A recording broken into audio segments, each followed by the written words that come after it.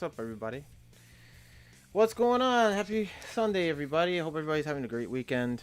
Uh, my weekend's been somewhat busy and lax. Whoa, getting notifications here. Okay. So, hope everybody has a good weekend. Everybody had a good Friday, good Saturday. Some of you here who live here on the northeast coast, as you know, it's raining here.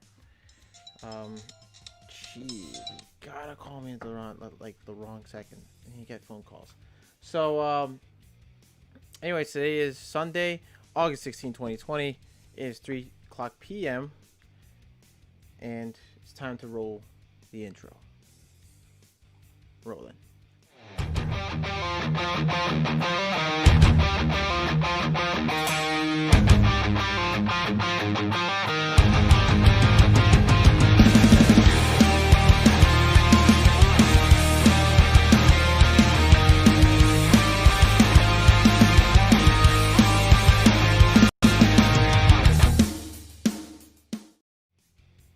Alright, so we got Conan Man Studios here in the live chat. We also had, he's first here, Bloody Shot HVAC 22.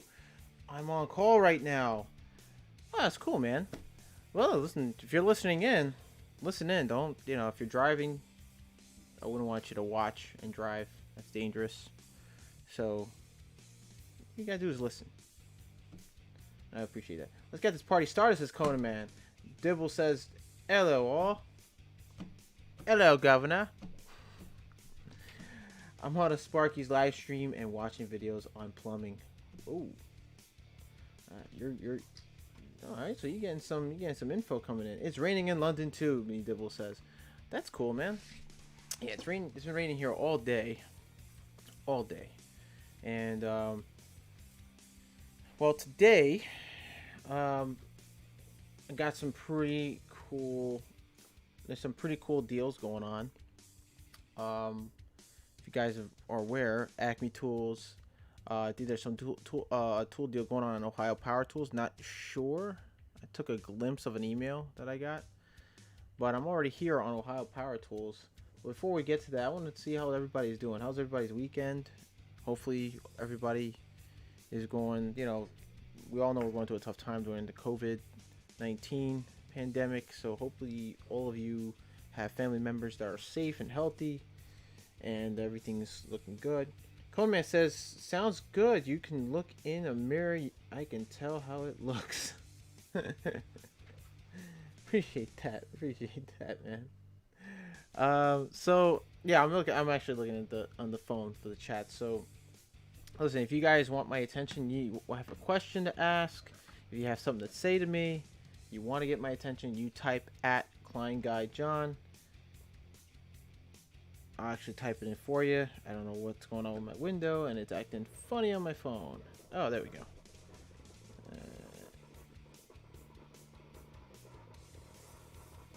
Right here.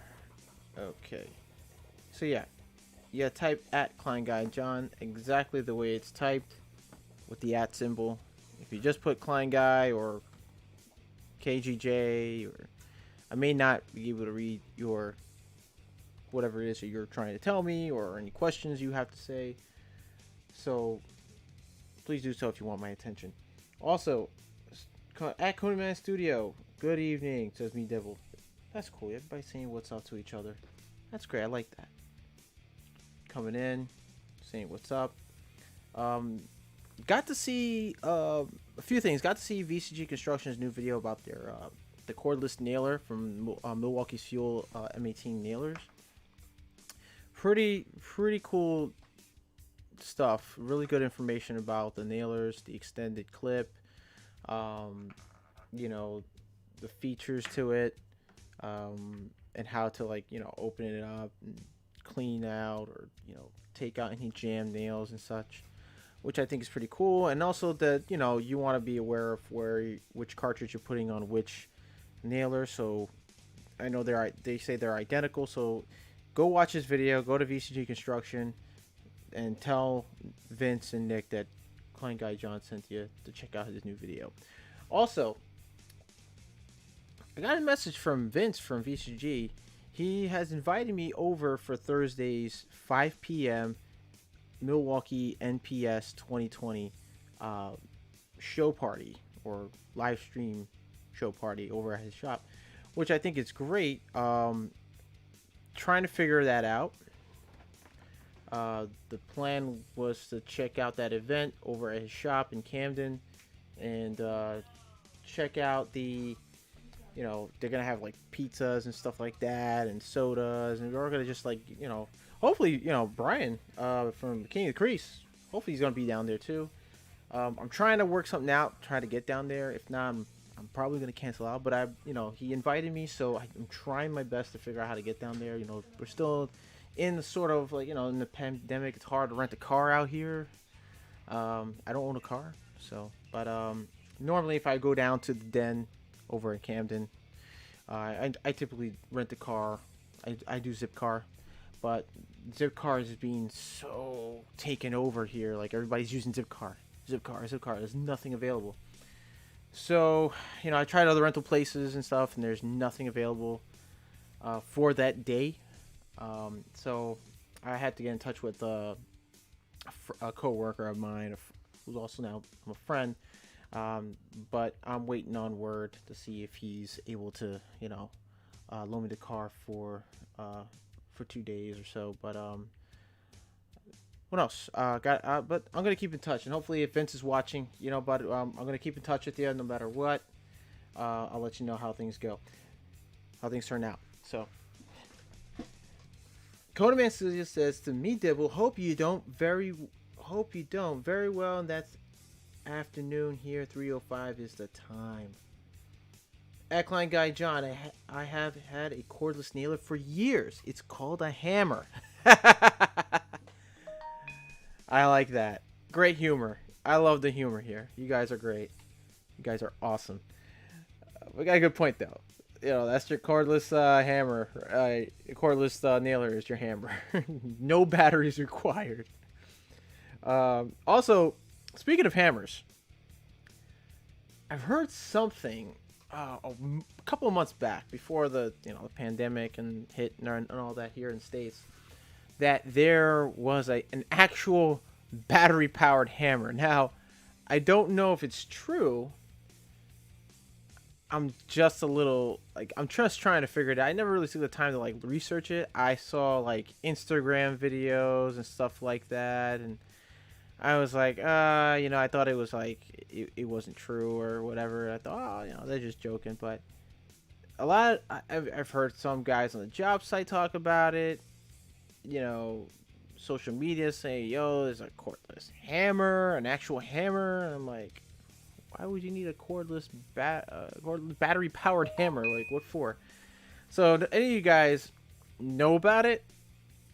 If it's a hoax, if it's just a joke, let me know. Either way, I just want to know. I just want to confirm things. I'm the type that has to see to believe, And I'm pretty sure most of you are, some of you out there are like that. You're a believer if you see something and you believe it. Like myself, I have to see something to believe it. So, okay, so let's continue on. Moving forward.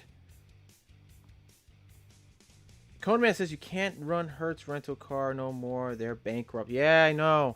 It's funny. I have a discount because I have AAA. And you don't necessarily have to own a car with AAA. You can have AAA to get discounts on anything. Like, I get discounts on my glasses. So every time I go to the American Best Glasses, I get discounts, which is awesome. I save money. CVS Pharmacy, Applebee's, or I think Chili's does it now. I believe Chili's, the restaurant chain they take AAA. Movie theaters, stuff like that. But yeah, I try calling Hertz, and they're not available. So it blows, man, that some of these businesses are going out. They're going out of business. Zipcar and other car sharing businesses are making money through the roof, especially Zipcar. And I'm a Zipcar member, and I can barely get a Zipcar available for whatever I need. And if I do get it available, it's only for 2 to 3 hours availability, and that stinks, because I'm, usually if I'm going out upstate, you know, going to other states in the tri-state area or whatever if I have to, or if I'm going to, you know, TTR, you know, I get invited down to the den, I choose Zipcar, you know. But, you know, during the whole pandemic, everybody's using it, and there's barely any availability for like a whole day or 2 days worth, you know. But it is what it is, so I'm going to try and do my best, because I really want to go down there, even though I did reserve to go and, you know, RSVP'd for the 20. I said, you know what? Why not? You know, VCG Construction, you know, Vince and Nick, they're cool guys, you know. That I like to consider them in this community as friends. They're friends to the community, my friends in the community, and I hope they consider me as one too. But, you know, I liked hanging out there the 2 times I went. It was cool. Great experience. Real fun. You know, got to know the guys a little bit. Really awesome guys, man. Client Guy John, it's done by Milwaukee. It's a palm nailer. Yes, the palm nailer. Wow, how much is going to the palm nailer? The palm nailer is really. I saw a video on that. It's really cool. Really cool little tool. Straps around your hand. Put some pressure, hit the trigger, boom, nailer goes in. Nail goes right in. It's pretty simple tool to use. Angel said, "Hey, my mom's here." Hey, Mom. Maria Valenzuela's here, my mother. Love your pics. Oh yeah, you like that? the Reface app? Yeah, we were having fun with it today. We were having so much fun with it on Instagram, posting them. Client Guy John, Craftsman Next Tech 12-volt auto hammer, says me Dibble. I'll take a look at that. That sounds pretty cool.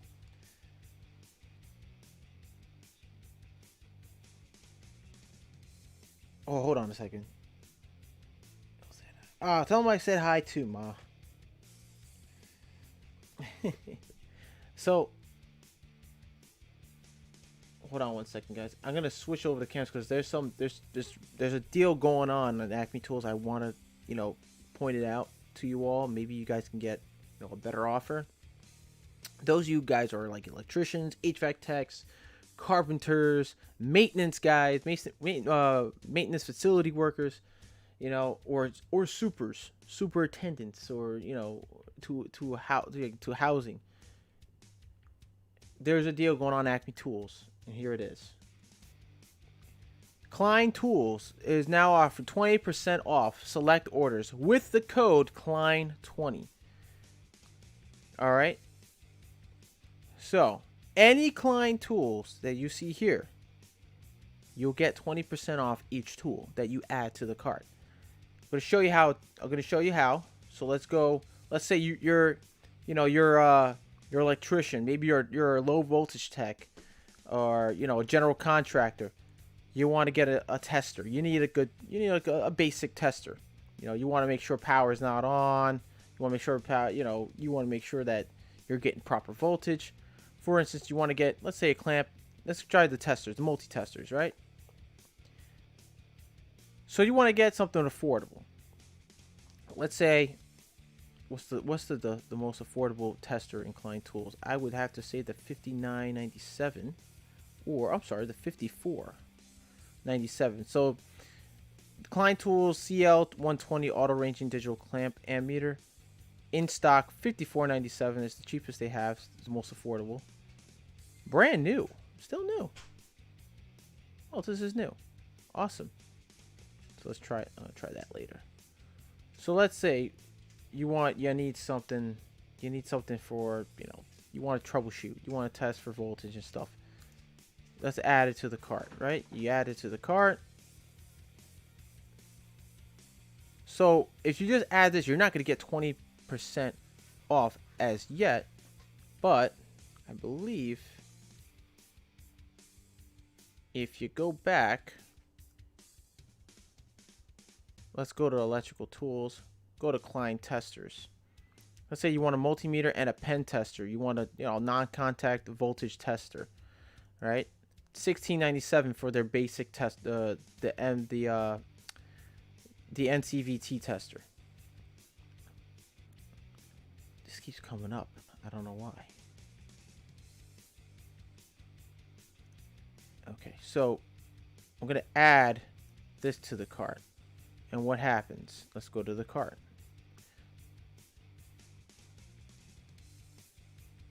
Nothing yet. That's weird. So I'm guessing, hold on a second.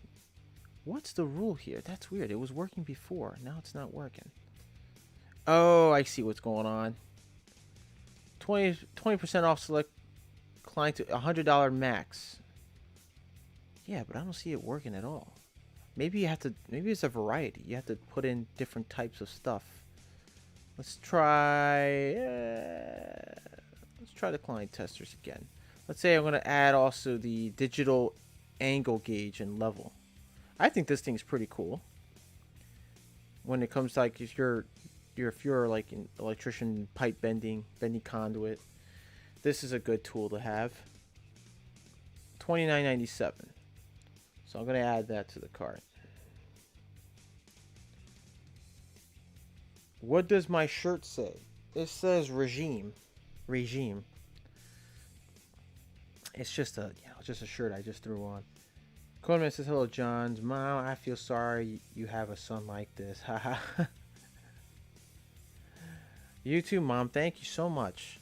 Love you too. Let's go to the cart. Let's see if this works. Wow, it's not adding. Let's try apply 5 codes. Oh, we didn't add the code. That's why. I'm sorry. Promo code Klein20. So we're gonna add Klein20. I have the Honey search engine here. So we added the Honey, and look at this. 20% discount on each tool. So the order comes out, all three of these, the order comes out to $81.54. It's not bad. The most out of this priced out is the Klein Tools CL120 multimeter, which is $54.97.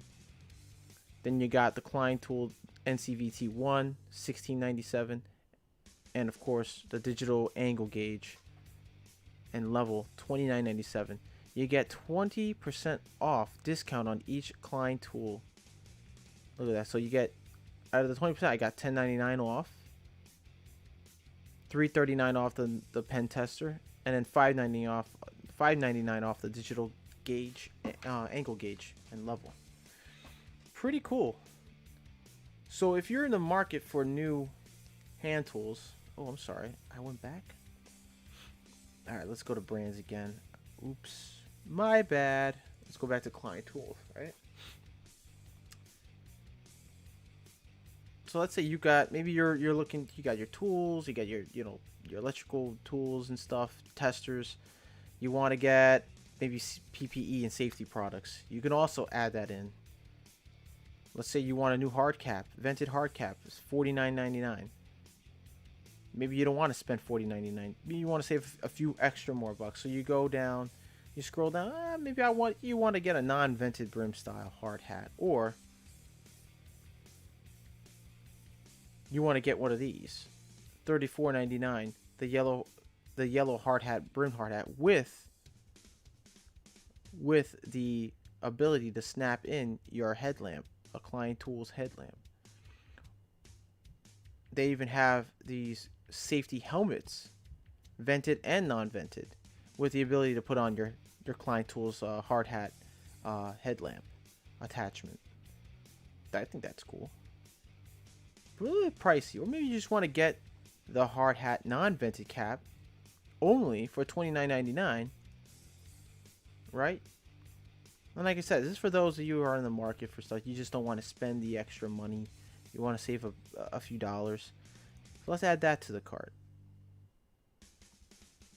How much does that come out to? Yeah, I got dry nose. Oof. So you get 10% off, 20% off, the $6 off. So it comes out to $105.53 for 4 items. So the multimeter, the pen tester, the digital angle gauge, and the hard hat, altogether $105.53. I mean, you can throw in different combinations. It doesn't matter which Klein tool, as long as once you put it in the cart, you don't see 20% off. You have to add the promo code Klein20. All right. So it's right here I'm going to highlight it right there, Klein 20. That's it. Now, if you're wondering why this window popped up, I have this discount search engine called Honey. You could download it to your search engine, and anytime you go online and shop, it would automatically come up with a bunch of discount codes that it will just put into this discount code box, and it'll automatically apply it, and then whatever tools or items that you have, or anything, whether it's food shopping, you're shopping for clothes, food, appliances, it's going to add that promo code. It's going to go through a bunch of promo codes and see which promo code is right for that item so you can get an automatic discount.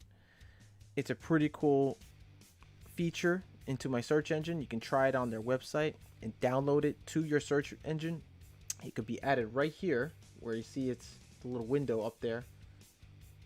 I know you don't see my arrow, but right here, see, coupons applied. Klein 20, save 20% on all Klein tools with promo code Klein 20. Pretty cool feature on your search engine. It automatically finds it, gives you a discount. Even if you don't know that there's a discount on a certain item you're trying to purchase, it will automatically search for that discount code. So pretty nifty to have. That's why I like I like to call it an app. I guess you can call it an app. I mean, it's an application that could be featured onto your search engine. Don't feel sorry. My son is a wonderful son and a heart of gold. Thank you, Ma. Codeman Studios is John's mom. We gotta tease him once in a while, or he doesn't think we like him. Regime is a brand. Regime is a brand of clothing. Nah, it's just the design. I'm not sure. It's just something on. Bro, it says Regime, and underneath it says. I'm not really. Oh, Regime of Sound. Regime of Sound. That's just shows New York City in the background here, parts of New York City and Manhattan. Pretty. It's just it's something I throw on when I'm around the house. It's a comfortable shirt. Zayfael. Hey, Zayfael's here. I bought a bunch of 3M hard hats on clearance. Well, hold on. Let me finish reading that. A bunch of hard hats, 3M hard hats on clearance at Home Depot for $2.50, and face shields for, get this, 2 cents each. Wish I would have known COVID-19 would happen. Could have bought all the face shields. Honey is terrible, says Me Dibble. Why do you think that? What up, Klein? Hey, Jeff Carty's here in the house. What's up, Jeff Carty? Jeff is here. What's going on, buddy? Me Dibble says, Honey, it's a browser extension. I like it. It helps me out when I purchase stuff. I have no problems with Honey, especially if I'm on Acme Tools or Ohio Power Tools. There's some. I mean, when I go online shopping, yeah, I look for deals, but sometimes I'll just like real quick look for something to see what's what's cheaper, and Honey will basically just start rolling out the discount codes and stuff and try them out. Once I get them in the cart and stuff, and if I get a discount, I'll go after it. It's all about getting. Hold on. It's all about when you're purchasing tools. Most of us want to save a few bucks.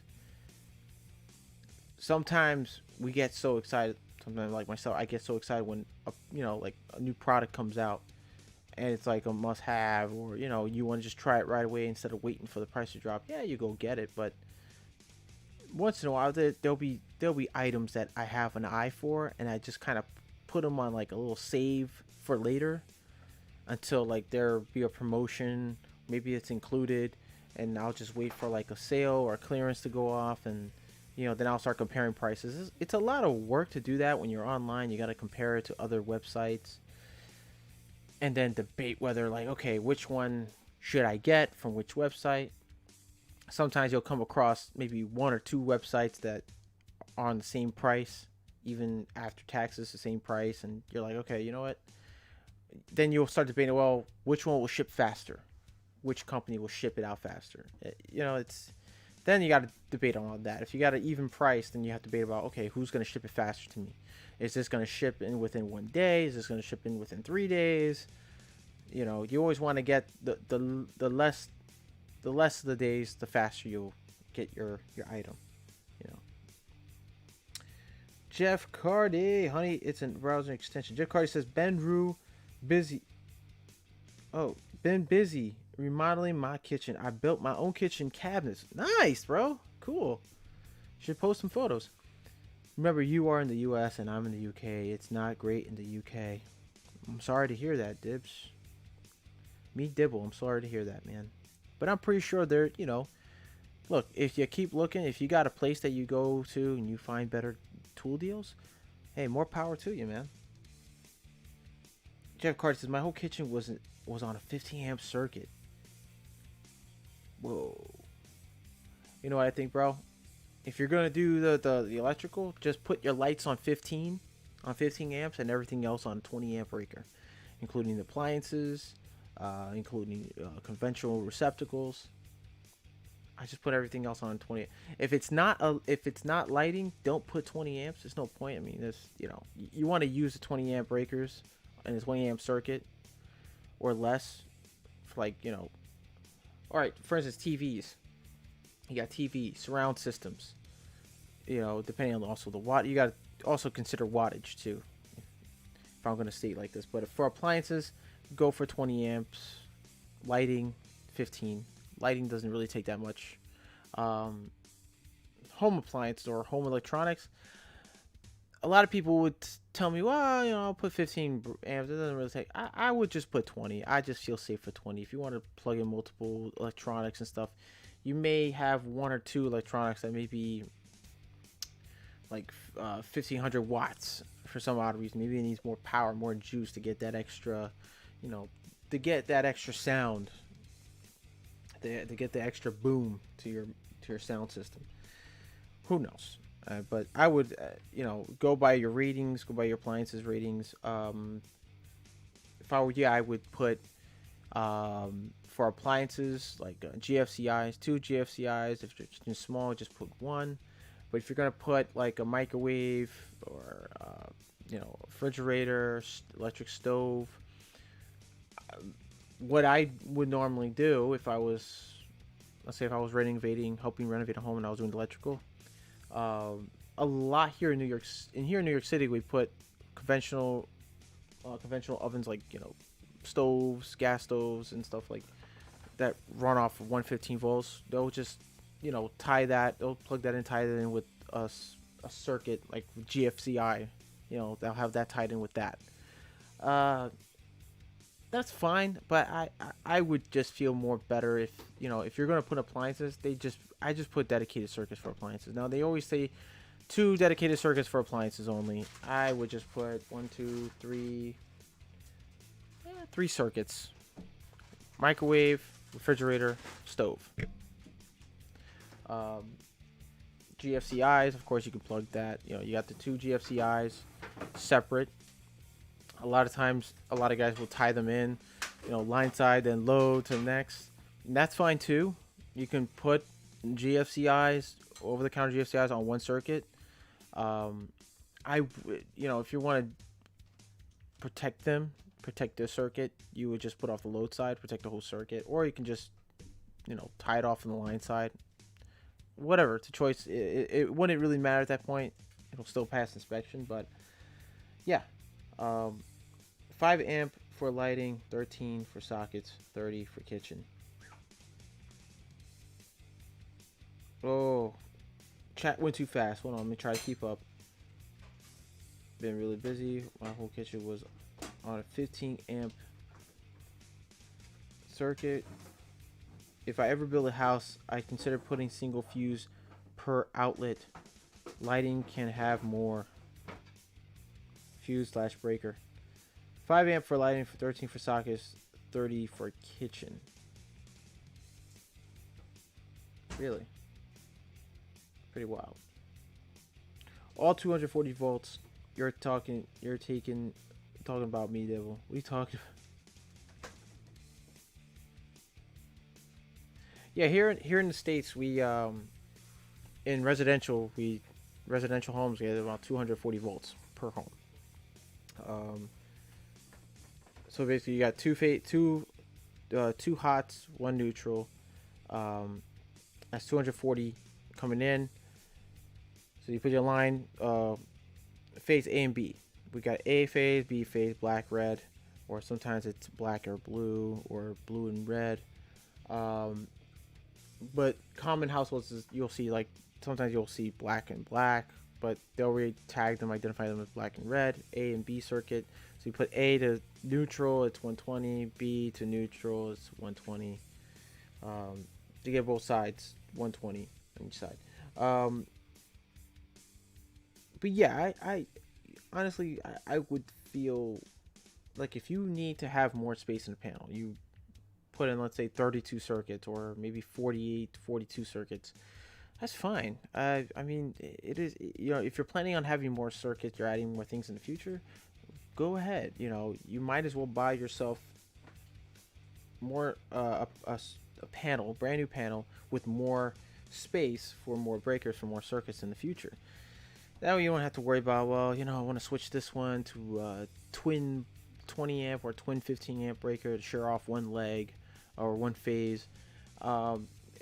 That's good sometimes, but if you overdo it, then you'll have nuisance tripping. You may even have an electrical hazard, overheating.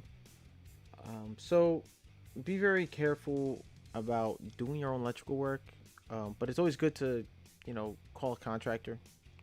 Don't ever try to do it on your own if you're not licensed, or if you have no training whatsoever. So, or if you're a DIYer. Now, if you're a DIYer, you don't like to do electrical work, you don't like to touch an electrical panel, call a contractor. Don't waste time of watching videos and feeling like, well, I watched a bunch of YouTube videos about electrical panels and how to wire a circuit and this and that. Well, listen, you're not trained by a video. You have to be literally trained either in a classroom or you work alongside an actual journeyman or licensed electrician. So yeah, there you go. So let's see here. Zafiel, yeah, we are 240 volts. Yeah, you guys are 240 volts. My writing style must be horrible or disjointed. Seems everyone has trouble reading it. Live, neutral, earth, and ground. Oh, same here, man. We got residential, single phase, commercial 3-phase. Now, a lot of people will tell me, like, people who aren't in the trade, and they tell me, why do they call it single phase if it's 2 wires and a neutral? Because you get 120 on each leg. 3-phase, you get 3 phases, you get 3 wires, 5 wire total. You get 3 phases, A, B, and C, which are the hots. The white is your neutral, the green your ground. So 3-phase, 5 wires. Or if you have in a condition where it doesn't require a ground, you get 3-phase, 4 wire, or 3-phase, 3 wire. Where, in other words, 3-phase, 3 wires are motors that don't require neutral. It just runs off 3-phase. Or just 3-phase, 4 wire, but no neutral, just ground. So yeah, it's a lot of confusion. A lot of homeowners also get confused with that too. And there's some homeowners who have 3-phase in their homes. I was in a home which was getting 3-phase into their home, but their home used to be a commercial office. So what they didn't do, excuse me, at the time, Con Edison Power Company didn't do was disconnect one of the legs, and they did not switch the service to a single phase instead of they didn't switch it to a single phase because I guess for whatever reason, I don't know why. Maybe they just sold it the way it was with 3-phase, which works well, but you're gonna be paying a much higher utility bill, electrical bill actually. So, and it's more power consumption. Commercial is just basically like bigger, taller buildings, or buildings that require heavy duty equipment or multiple equipment. Just 3 wires as stated above. Oh, so you get one leg, neutral, one hot, neutral, and ground. So you guys got 3 wires. Here in the States, it's different. You guys feed off of 1 wire, a neutral, and a ground. Here we get residential get 2 wires, 240 volts, one neutral, and a ground. Or in some cases, it's single phase, 2 wire, 2 phases, one neutral, which is also considered a ground. What we call a single phase 3 wire. Yep. So, by the way, me double is right with that part. And if you guys want to know a little bit more about wiring overseas in the UK and European countries, you guys can check out Thomas Nagy over on YouTube. He is an electrician out in London. He does like multiple videos. He's a really knowledgeable guy, and very interesting. It's very interesting to watch him work. Like how differently they work with different materials and such, and their wiring methods. Really awesome channel. You guys go check out Thomas Nagy over on YouTube. All right. Let's see here now. Let's get back to the deals. Actually, man, I'm holding off on the deal here. So this is not what we're looking for. We're going back to Klein Tools. I don't know what just happened here. I was on Klein Tools. Bam. So here we go. So guys, check Klein Tools, 20% off. Select orders with Klein code 20. So like I said, any Klein Tools, whether it's gloves, tool storage, organizers, lasers, PPE and safety products, hand tools, electrical tools, meters, drill bits, accessories, anything that is associated with Klein Tools, you get a discount by using the promo code Klein20. All right. So for instance, hey, maybe you want a new harness, right? Here, we'll go to harnesses. Klein Tools has safety harnesses. The cheapest right here is the medium safety fall arrest harness for $16.65. Right? There it is. Not bad. Just your typical fall protection gear, right? And maybe you want to get, you're not to get into the fancy, expensive types. So, it looks like this is sold out, but let's go to the cart.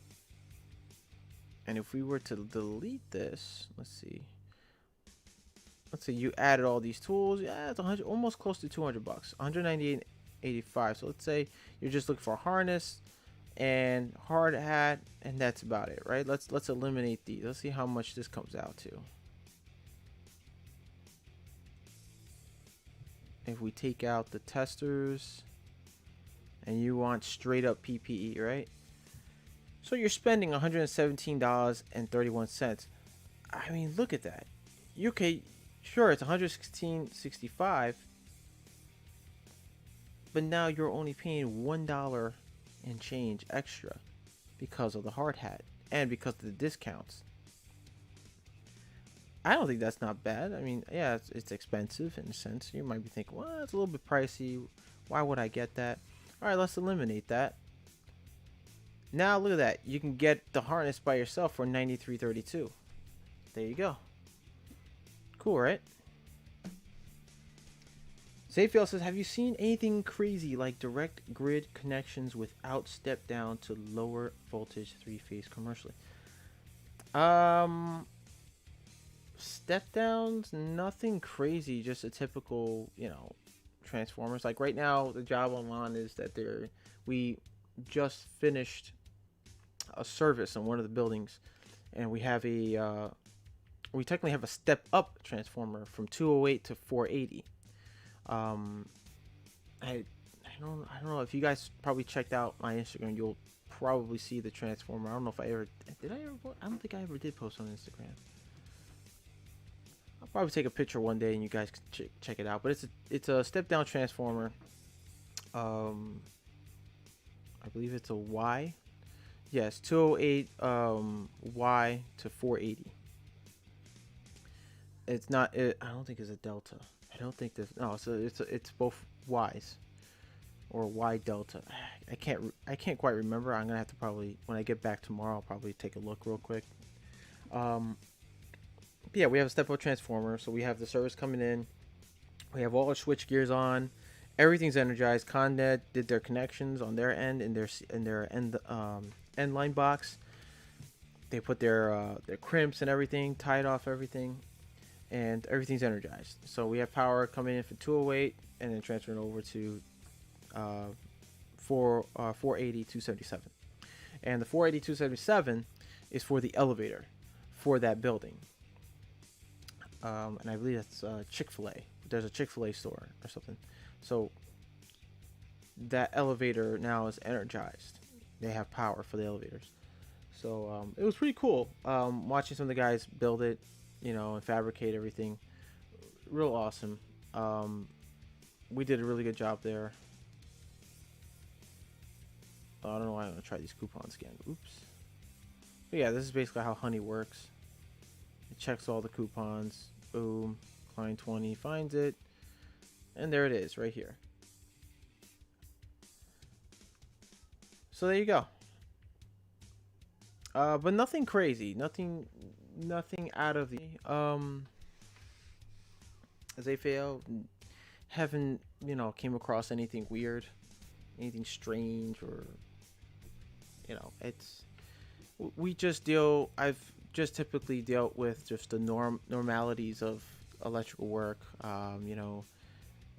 when it comes to fabricating, installing, and mounting brackets and installing switch gears and running wires and cables and placements of transformers and hooking them up. Nothing crazy. I don't recall any, actually. No. So I mean, if I did, definitely I would talk about it. I'm like, hey, I saw something really cool, and I never experienced this before, and I want to show you guys. Yeah. Eventually, yeah. If I come across something outrageous, I will definitely be like, hey, yeah, this is what I experienced. This is pretty cool. I'll let you know. All right. All right. Let's see what else. Let's see what else they have on Acme. I know they have the pack out deals back, 10% off on select pack out purchases of $300 or more with promo code PACKOUT10. So in other words, if you are looking, actually let me take this out of the cart. Give me a minute. I have coffee. I had coffee brewing and I don't want it to go cold, so I'll be right back. Oh, let's go. You got some coffee, babe? No, pour me something. Pour you some. Definitely.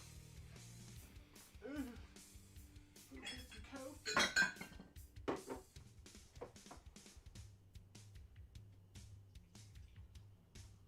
It's a little bit. No, we got to even them out. Nice.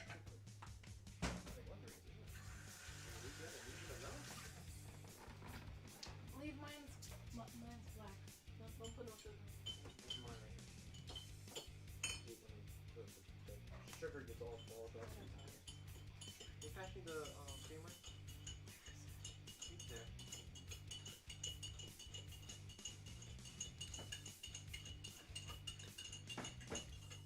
Yes, that's it. Yes. Thank you, baby. Oh, don't worry about it. They said hi, by the way. That's the sun. So everyone's saying, yay, contact Josh Way. Yeah. Say hi to him from Seymour. Yeah, about that. Alright, guys. Alright, my mans.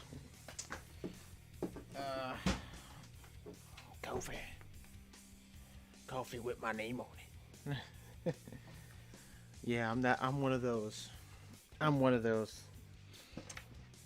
Yo, Zayfail, you're the man, bro. I just want to let you know you're the man because I noticed that every time I go live, you're here. You like to ask questions, right? And you're throwing some good, you're throwing some good information, and I appreciate that. I really do.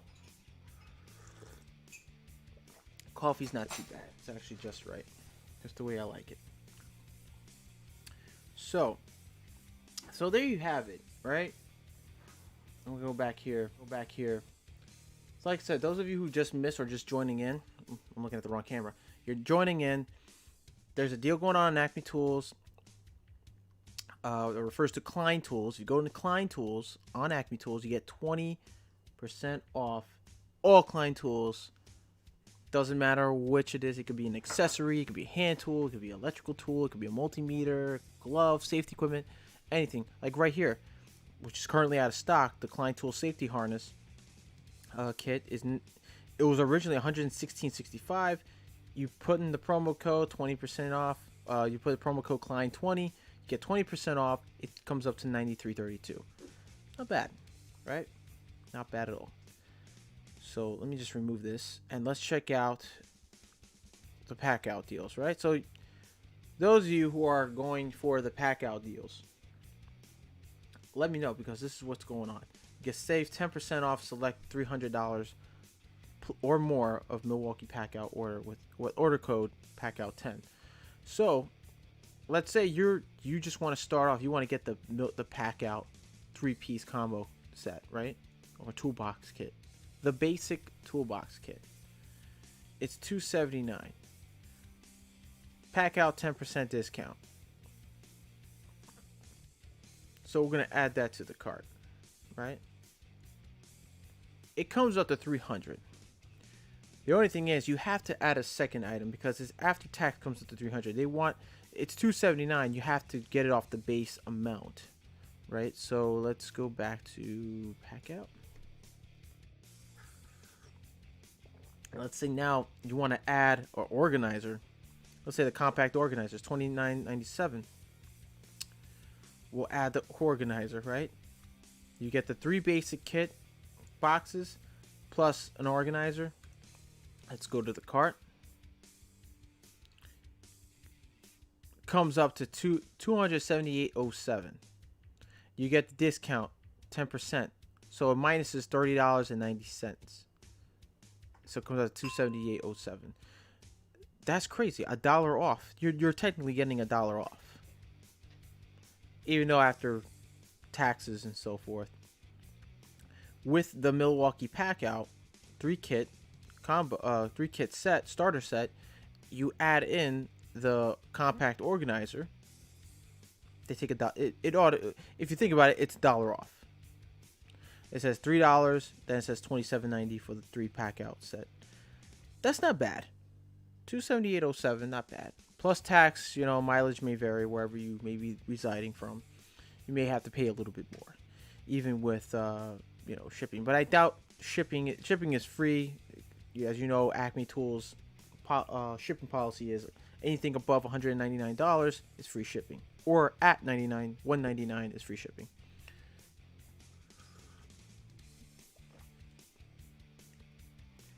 Medibble says, when I moved into this house, I saw some scary wiring, like a main socket wired in with speaker wire. You don't believe, man, but over here in the States, especially here in New York, I've been in apartment buildings and houses where people, I guess, do their own electrical work and they use speaker wire. They use the correct gauge, but not the correct the correct type of wire. It's the correct gauge, but not the type of wire for the correct application, right?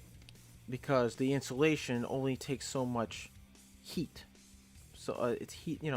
All these conductors have insulation that's rated to a certain temperatures. So I've seen where a GFI was wired with speaker wire, an outdoor GFI was wired with speaker wire tied into a conventional outlet. Look, you find things as an electrician. You find things when you do service calls. You find some weird things, and it calls. This is why it becomes a safety issue. Things like that when homeowners do it themselves. And you know what? I know it's homeowners because they'll just go and tell you, like, you ask them, hey, who wired this? They right away answer, I don't know. They freak out. I can tell. I can tell they're lying because it's them and they just don't want to admit it. But then you have some customers when you ask them like, "Oh, do you know who was the last person, the last company came here?" They say, "Well, actually, they'll be honest and say, yeah, I did it. And I just didn't know. I'm not an electrician, but it worked." The thing is, you gotta inform them. Well, this is not the type of correct wire for this application. This can only hold so much to the point where it could cause an electrical hazard or a fire. So, not a lot of homeowners know a lot about electrical, and that's why it's best to always call an electrician. Now, I can know why they did it themselves. They're trying to save a couple of bucks. They don't want to call in a professional because it's expensive, and it's understandable. But you don't want to burn your own home down, your only home, if you're doing it yourself. And you're not quite sure what type of what material you're working with. So I'm just making it clear to all you homeowners, call a contractor. Don't be scared. Look, if you can't call a contractor now, and you don't got the money, wait a minute, wait a while. It could be an outlet you're using. For me, it's all about patience. If you don't got money to call a contractor, if I didn't know nothing about electrical and I wanted to call a contractor, I didn't have the money, and I did some estimates like, oh, expensive. I don't got the money. I just wait it out until I get some funds coming and I get it fixed later on. For what I would do is probably just shut the breaker off, or something, or not mess with what's broken. You never want to attempt to do any electrical work, any damaged electrical work that could cause you to not only injure yourself or get yourself killed or others, but from destroying your property. So here in New York, it's, I feel here in New York City, the number one issue with homes being burned down is electrical issues. And it's because of, people who are not competent enough to understand how to do electrical work, how to fix an outlet, how to fix a wire or a lighting circuit, and there are cases where people get killed, because they'll be working on it live. They don't know which breaker to shut off. They don't know how to, or they just, there's some homeowners who don't know where the panel is. Like, how do you not? You live in this home for X amount of years. How do you not know where the electrical panel is? It's in your basement or it's in your hallway. Majority of the time, especially in like brownstones or brick homes, multi-family homes, they will have the panel when you walk into someone's home. They will have the panel either in the hallway. As soon as you come in, you'll see the panel. They just don't know that's a panel. They're like, well, I don't know what that is. That's your electrical panel. How do you not know what that is? But they don't know. It's either painted over or there's they'll hang a painting over it, thinking that, oh, maybe that was like a dumb waiter or something. I don't want to touch it. I'll just put a painting over it. Makes the house look ugly inside.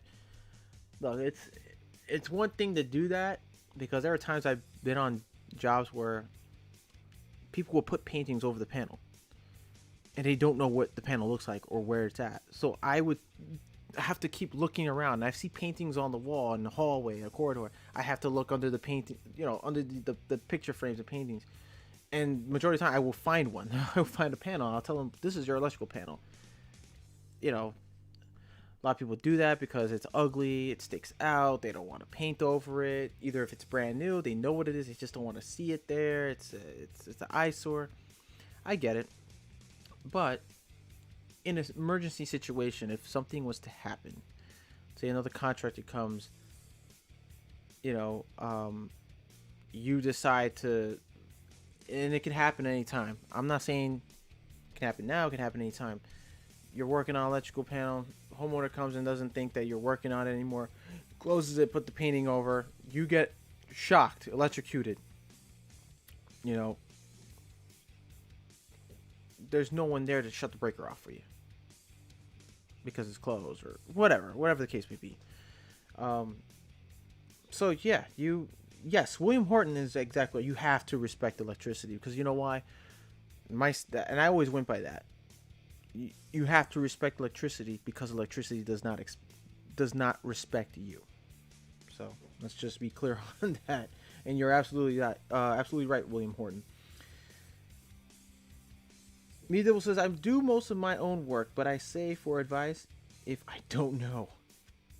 I ask for advice if I don't know. William Horton says think they say 80% of all home fires are from electrical issues. I think it's a little more than that. I would say maybe 85%. 85 to 90. I love going places and they will stack up so much crap in front of the panel. Schools, businesses, and homes. You know what? You bring another point there, William Horton. The one thing I hate most is when commercial, residential, or schools, like you said, they always store so much stuff. It could be just, they think an electrical room is storage. Because when you need to get in there and troubleshoot something, you need to shut the power off. What do? You open up the door, there's a ton load of stuff, and you got to get to that panel. And the first thing I say is, well, I tell them I need to get in there, it's packed. They're like, okay, yeah, you can move all that stuff. I'm like, no, I'm not.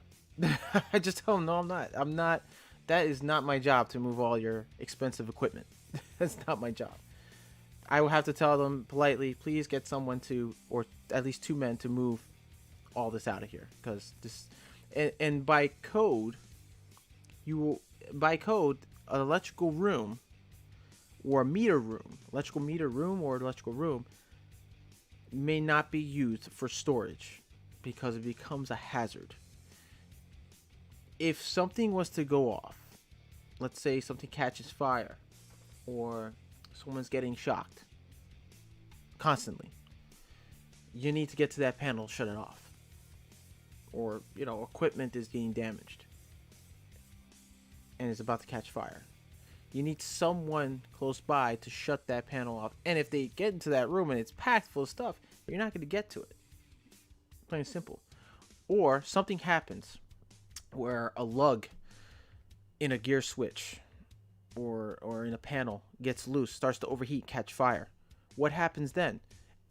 What catches fire in that panel, outside that panel, everything else catches fire, and that fire spreads. It becomes a hazard. It becomes a very dangerous situation.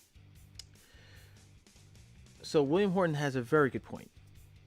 And those of you out there who are custodians, custodian or a supervisor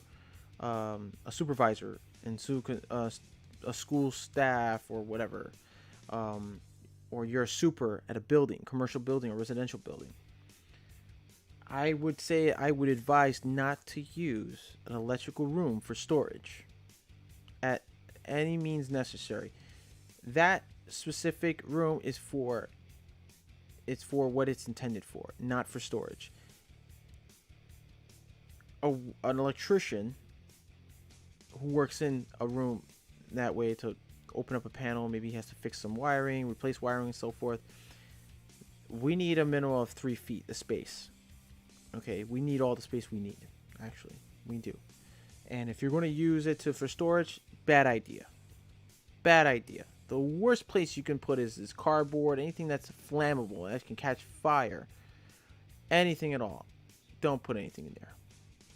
I hate going to a home or a building and they use that. They put bicycles in there. They put boxes of files and paperwork, or they'll put heavy equipment like lawnmowers and stuff like that, and you can't get in there to work. And it not only is it a pain. I know there must be some of you watching right now thinking, "Oh, it's not that bad. You can move it." No, because we need to get in there. We need to get to turn off a circuit. We need to troubleshoot. We need to work on it. We need to run new wire. If we have to replace a breaker, we have to. By us moving all that out takes time. And time is money. Don't waste our time. Don't waste an electrician's time. Because by you wasting his time, it's more money coming out of either your pocket or your boss's pocket. Or management. And management may not be too happy with that. And who are they going to look to? It's not the electrician. It's not going to be the electrician's boss. It's going to be you. As a supervisor, super of a building, you are responsible for maintaining the building's structural integrity and making sure everything's up and everything's running smoothly, everything's clean and proper. You have to also make sure nothing belongs where it's not supposed to be, especially in an electrical room. You must clear an electric room at all times of any type of storage or any material. All right. That goes for anyone even outside of New York, all the other states. That goes for all of you guys. It becomes a hazard, And there's always excuses about, oh well, we got nowhere else to put it. Listen, one thing you want to put is stuff in the electrical room where it's exposed to all that metal. Anything can happen in that electrical room. Don't say it could never happen. It can happen. All right. So, do us electricians a favor and do yourself a favor, so you can save other people's lives and be aware of safety. Is not to store anything in an electrical room. It's dangerous. All right. That's right, William Horton. You're absolutely right. He says those are the people you charge extra for your time. Oh yeah. Trust me. We do it. The company I work for, when I did that, they would make me go out to do troubleshooting, and I would come across a situation like that. I'm like, well, this is gonna take a while, and they look at me and go, why? Well, you gotta move all your stuff because I can't get into the panel if you want me to, troubleshoot and fix this issue. I gotta get into the panel. I gotta shut the circuit breaker off. You know what they told the first thing the thing that comes out of their mouth? Oh, you're an electrician. You can work live. Sure, I can do that. But I'd rather work safe. It doesn't matter. Like, you got a lot of old school supers and all these building management guys, and they always tell you, "Oh, you're an electrician. You're trained to work live." Well, in reality, we're trained to work safe, safe and with the power off.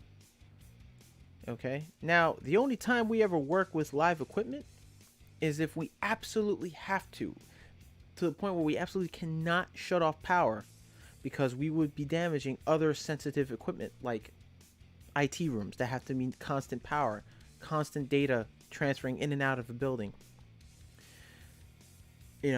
We can't shut those off. It's 24/7. We shut those off. That slows down the business. And it costs not only them money, it costs my boss money too, to pay them for whatever equipment gets damaged or whatever happens. Yeah, you get fined. You can get fined by your client. The client would expect you to pay for certain things. So you have to be that's the only time we would have to work, or we have to schedule a day where we have to come back and do a shutdown in order to fix an issue that we cannot work live with. Or, here's another example, where we would do a service change. A service change where it involves like a housing development. Let's say, for instance, here in New York City, we have the New York City Housing Authority, or NYCHA, we call them. My job we did a job out somewhere in far Queens, where it required us to run temps. We had to do a I think it was a shutdown for like 10 to 15 minute shutdown. We had to work fast, and by mean shutdown, we had to remove the live lug nuts out of the end line box because we can't have Con Ed shut it off because it takes them a while to turn it back on because we had to go through a bunch of other crap. So we have to post signs and do shutdowns and work with incoming live power and then reconnect it. And we have to work safely.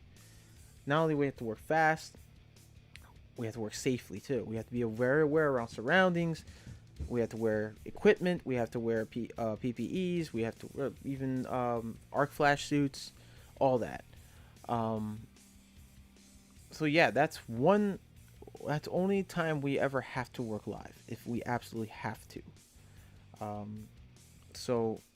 And then yes, shutdowns also, there also comes a fee with shutdowns. When you do a shutdown, we have to pay fines or pay money, like, to do it, and it's time, money wasted, and if we need to do live work, we have to, but we do it safely.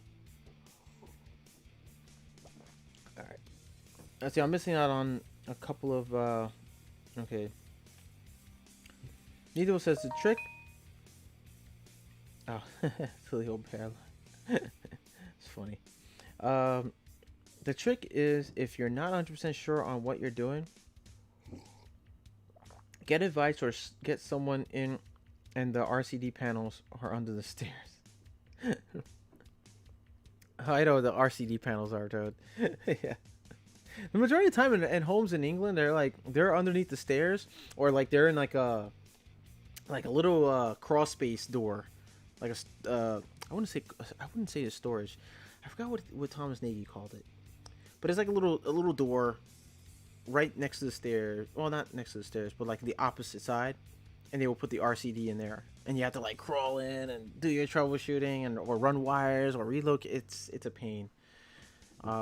Some homes in England are like that. When I was watching his videos, and he was explaining to me like how he always would like go into small little closet spaces to get to the RCD or the RCID panels. I'm like, oh man, that's a pain. Getting on your hands and knees and like checking for voltage, checking continuity, checking to see if the ohms are good, the resistance is good. I was like, it's a pain in the ass.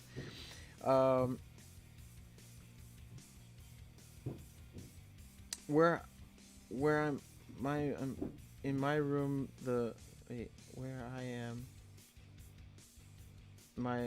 the room the panel is in was not built for the panel. It's most likely when this house built it did not have electricity. Oh yeah. So they had to they added on after, obviously after electricity was all invented, and wiring and all that was starting to electricity in homes was starting to develop over time over the years. So they had to remove gas lighting and then replace it with electrical lighting. So yeah, they would add that later on. The only thing is they would just add the fuse box anywhere. They didn't care. Like, it could be in the basement, it could be in the closet, it could be in the hallway, it could be in the attic. They didn't care, because back then, like, code was not existent. They didn't care. It's like, okay, it's here, it's there. What's the closest? Put it anywhere, as long as it's like, not somewhere it's not safe or whatever. That's what code says, but no one does it. I always advise customers that, especially if you're a homeowner, your panels in the basement. I would advise like leaving 3 feet, at least 3 feet of space for electrical panel, to have some space, and not to store anything in front of it, in front of the meter, in front of the trough, or anything like that. Is electrical. Just keep the area clear. That's it.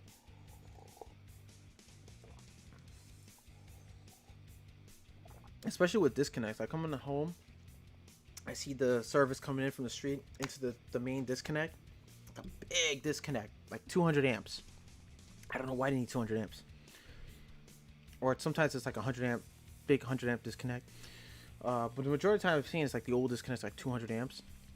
And it's fine because they probably have multiple floors, like multiple families.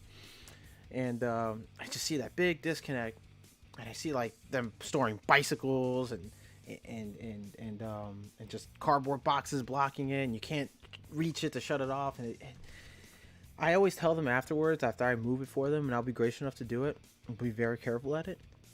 I tell the homeowner, please, like, whatever you do, always anywhere that has electrical disconnects, panels, anywhere in the basement, keep it clear. You don't want it to catch fire. Something happens, catches fire, and your house burns down. You don't want that to happen. I tell them it's a safety, could be a safety violation too. So I would just advise them to keep it clear at all times. Try not to store anything in front of it. Just want to keep everyone safe in the home. And anytime you go to a customer's home and you see that, you want to point that out to them. You want to be you're the professional. You want to respond and tell them, hey, listen, I'm worried your house is going to catch fire one of these days if you have so much stuff in front of your electrical service. Please keep it clear. You want to advise them that. Don't be going in there and you see a bunch of stuff, you just shift everything out the way till you can work and then not tell them anything about it. Because what happens is you'll be the last person that works there. You leave the house, the next day the house catches fire. Who are they going to blame? Oh, they're going to say, well, we had an electrician. We had this company send out an electrician. He was the last person that was in there. No matter what, you want to tell the client, the customer, I would advise them, please keep the area clear. You don't want nothing in the way.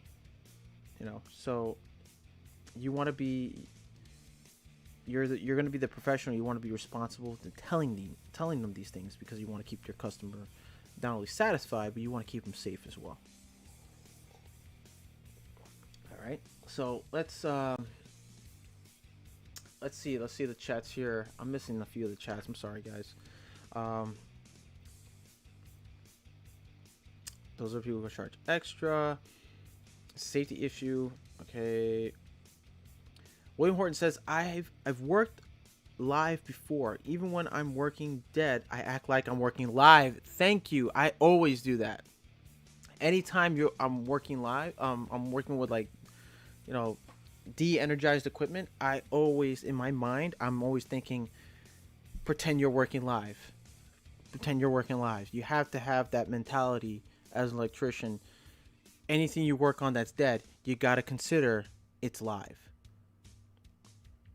I was always told that when I was in trade school, when I was, being trained to become an electrician, they would tell me, my teachers and stuff, they would tell me, no matter what, if the power's off, it doesn't matter if the building is shut down and you're working there, consider anything you're working on electrical is live. Do not take any chances. Even if after you test it with your contact tester and your meter, as you're working in your mind, start thinking, hey, pretend this is live. Don't be careless. Don't make mistakes. I worked with a lot of guys in the past who, well, not a lot, but guys who've been in the field for so long, for years. And of course, they're laxed about it, and there were instances where they would get careless. They won't test for power. They'll right away open up a box, work on it, and what happens? They get zapped. They get hurt. During my days as an apprentice, I would tell that individual, like, hey, you think you want to check and turn off the test to see if there's power? I have a little pen tester. You want to check it? I don't need that. You're not a real electrician and blah blah blah. You don't need that. I've done this for 30 something years. And first thing they do is open up the box. They'll disconnect an outlet and they'll get zapped. I was like, oh, you want to test it first. You want to test this equipment first, see if it's live. Once you find out it's live, trace and find out which panel is in, where is it connected to which panel and which circuit breaker. Shut it off, close it, lock out, tag out, work on the equipment, de-energize. But always have the mentality that you're thinking, I'm working on it, even if it's dead. I'm gonna pretend it's live. That's how I work. And I'm pretty sure every other electrician works that way too. I'm pretty sure electricians now, even till today, have that mentality. They should always have that mentality. Shutdowns are money, William Horton says. Oh, we just said that too. Medieval says IT systems should have backup power systems. Correct. I believe that too. Not a lot of IT systems don't have them here. It's crazy.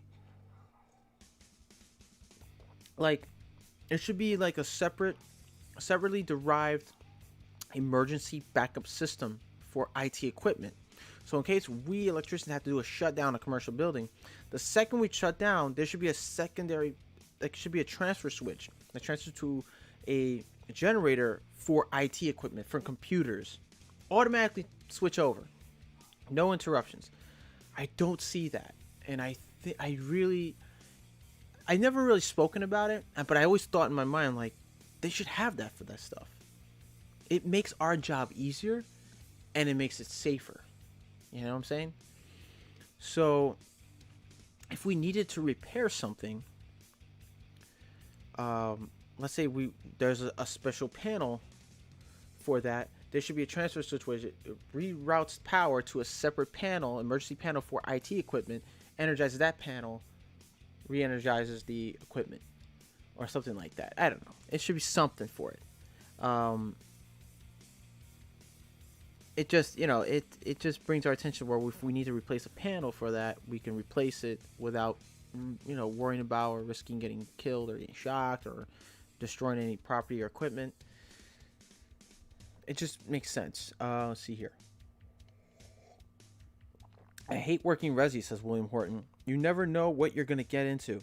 You also have to be extra super careful to not F their stuff up. Definitely. Listen, I gotta agree on that. Now, a lot of people like William Horton, as I can see here. Not a lot of electricians like working residential. I've met so many who hate working on residential because they don't like to drill in people's walls and stuff like that. But listen, you do what you got to do. You got to explain to the customer. And I like doing both. I don't mind doing residential. It can be a pain. It can be a strain. But it's an experience. It's a challenge. I like challenges, Even if I fail, I feel like, you know what? I took on a challenge. Even if I fail at it, I took it on and I learned from it. Right? So that's how it is. I'm not going to go off and say, well, I've done this before, and then I fail at it. I'm going to say, you know what? I want to try it. It seems like a challenge. I want to try it out. I want to try and do it. I want to see what I can learn from it. So yeah, I feel you. Residential can be it can be a pain. That's why guys switch over. They like more commercial because everything's open. Everything's, you can put everything where it's supposed to go, not worry you have to break the wall again and go in there and take it out. It's only put in there one time, seal it up, that's it, move on. That I like too. But I'm actually also looking forward to is doing industrial. I want to get into industrial electrical work. My thing is I want to be more in all three. Industrial, electrical, and also low voltage work as well. I want to get involved more in low voltage and low voltage work and data and voice. I want to do all that. That's what I feel electrician. If you're going to be an electrician, you want to know all aspects about electrical. Except for linemen. Linemen, that's their thing. A lineman worker, that's line work. I leave it up to those guys because that's some dangerous work right there. But considering myself an electrician as a / wireman, indoor wireman, I want to learn all those aspects. And it could be very useful in the future, that I have the knowledge of all three different types of electrical work: industrial, commercial, and residential. So it's always good to know that too, because if you have those experiences on your belt, you can get hired almost anywhere.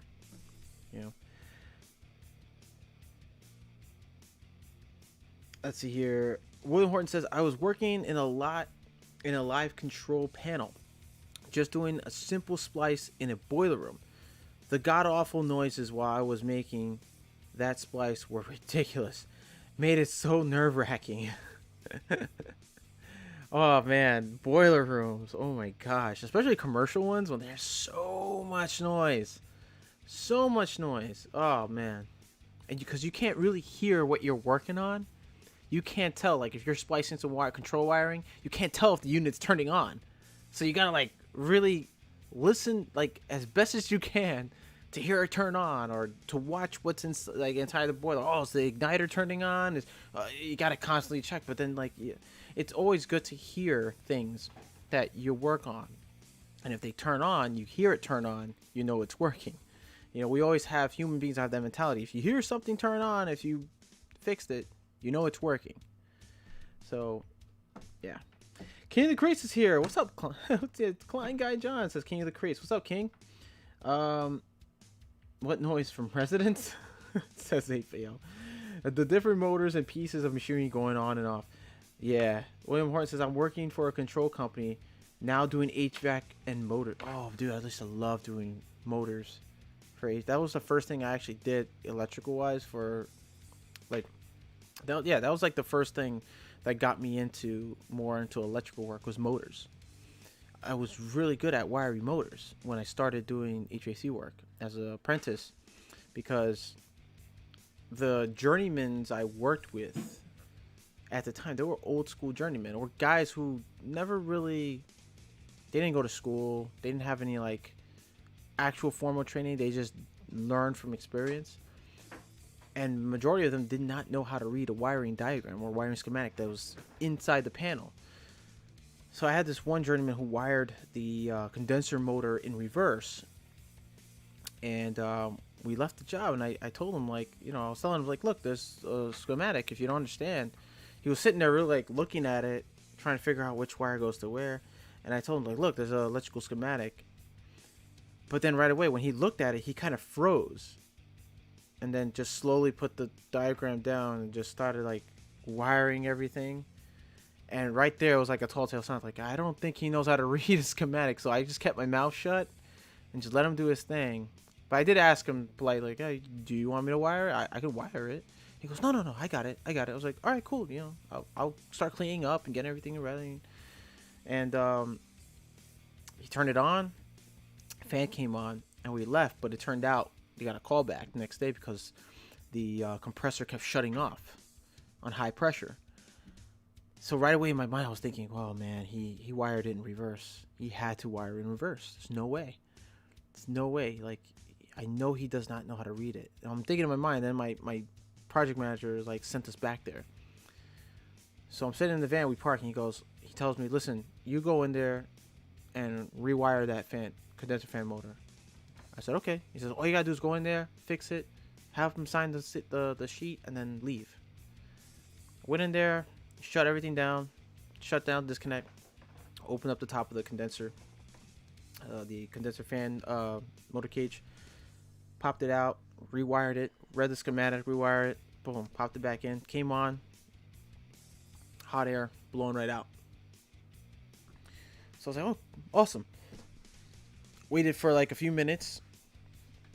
They were getting AC in the lobby, in the building. It was a high-rise residential building. So the condenser was in the courtyard area, the middle area. Like usually if there's like an outdoor courtyard in the middle of the building. So they had the condenser blower there. I went there, rewired it, left. They got cooling. They were happy, and that was it. So that's how I knew, like, right away you didn't know how to wire. And I started doing more of that. The time I was with that company, I was doing a lot more of those, you know, wiring evap fans, condenser, indoor blowers, condenser motors, all that stuff. So whenever it came to like a new install for a duct unit, a duct system, they will always want me to like, oh, you got to wire this up. Can you do it? And I'll just go in and wire it up. You know, so I need to run a wiring tomorrow networking. You need to run some Cat 5, Cat 6, Cat 6E, Cat 5E. What are you running? Eddie Smallhorn. Yo, Kling John, how has it been going? Eddie, I'm doing good, man. Thanks for asking. How are the wife and kids doing? I know you got family here who live up here in New York, man. How they doing? Hope you guys are doing well. Kenny Green says, yo, Eddie Smallhorn, long time no see. Hope all is well with you and Christina. Eddie says, everything is going well. How have you been doing at King of the Crease 30? How has the city been treating you? I'm good, working a lot of hours, not doing a lot of work in the city, staying in the suburbs. That's what's up, King. William Hort says, King, you'd be happy to hear I've amassed a new Vito collection. Yo, the Vito, you got all the Vito Pro packs, bro? The Vito pack, tool bags and all that? They're really pricey, but they're really good. They're really good at making their job site bags, tool organizers. I never owned a Vito Pro Pack before. I would like to, or the XL. I'd like to get me one of those. Those bags, those Vito Pro Tech bags. Let's see here.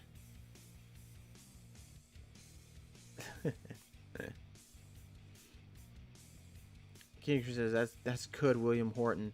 You won't have to buy any bags for a while. Oh, you definitely don't have to. You definitely won't. So, let's see here. What other good stuff that they have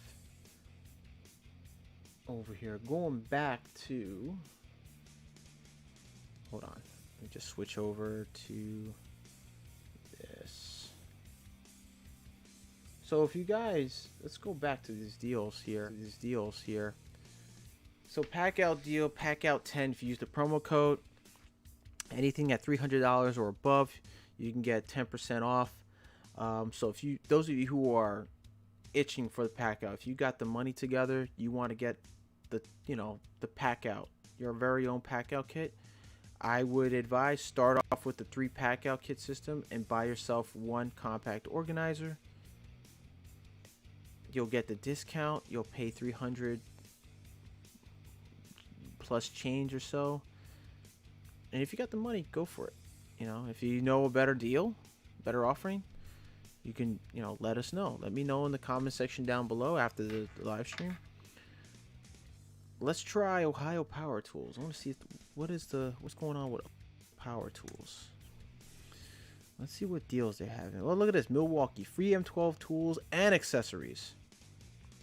I got a little deal going on in Milwaukee. My thing is, when are they going to come out with another Metabo deal? Let's see if they have any deals. Looks like nothing's going on with the Metabo. I've been kind of interested in Metabo, leaning towards more Metabo now. I'm not seeing much deals going on. Now Metabo 12 volts. Oh, look at that. The Power Max Compact Brushless Drill Driver. BS12 BL Quick Bare Tool for $129.98. And they got the Sawzalls too. Whoa. Special order direct shipping. Look at that. You could change out the chuck. I wonder, is that a... Yo, look at this. Metabo Quick Change Offset Attachment 12 volt compact brushless drill. They all got little connections too. Right angle 90 attachments, drill chuck. Though they have the I don't know if they have the impact.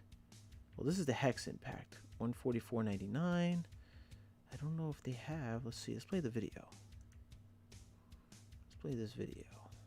Oh, it's on YouTube. Look at that.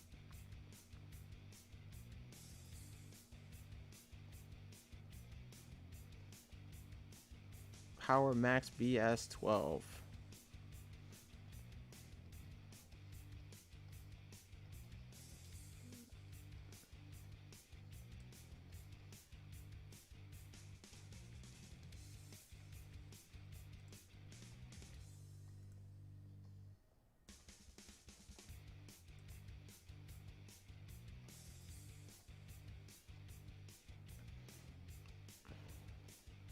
That's pretty cool. No tool required. That's a 12 volt line. Nice. That's not bad. Not bad.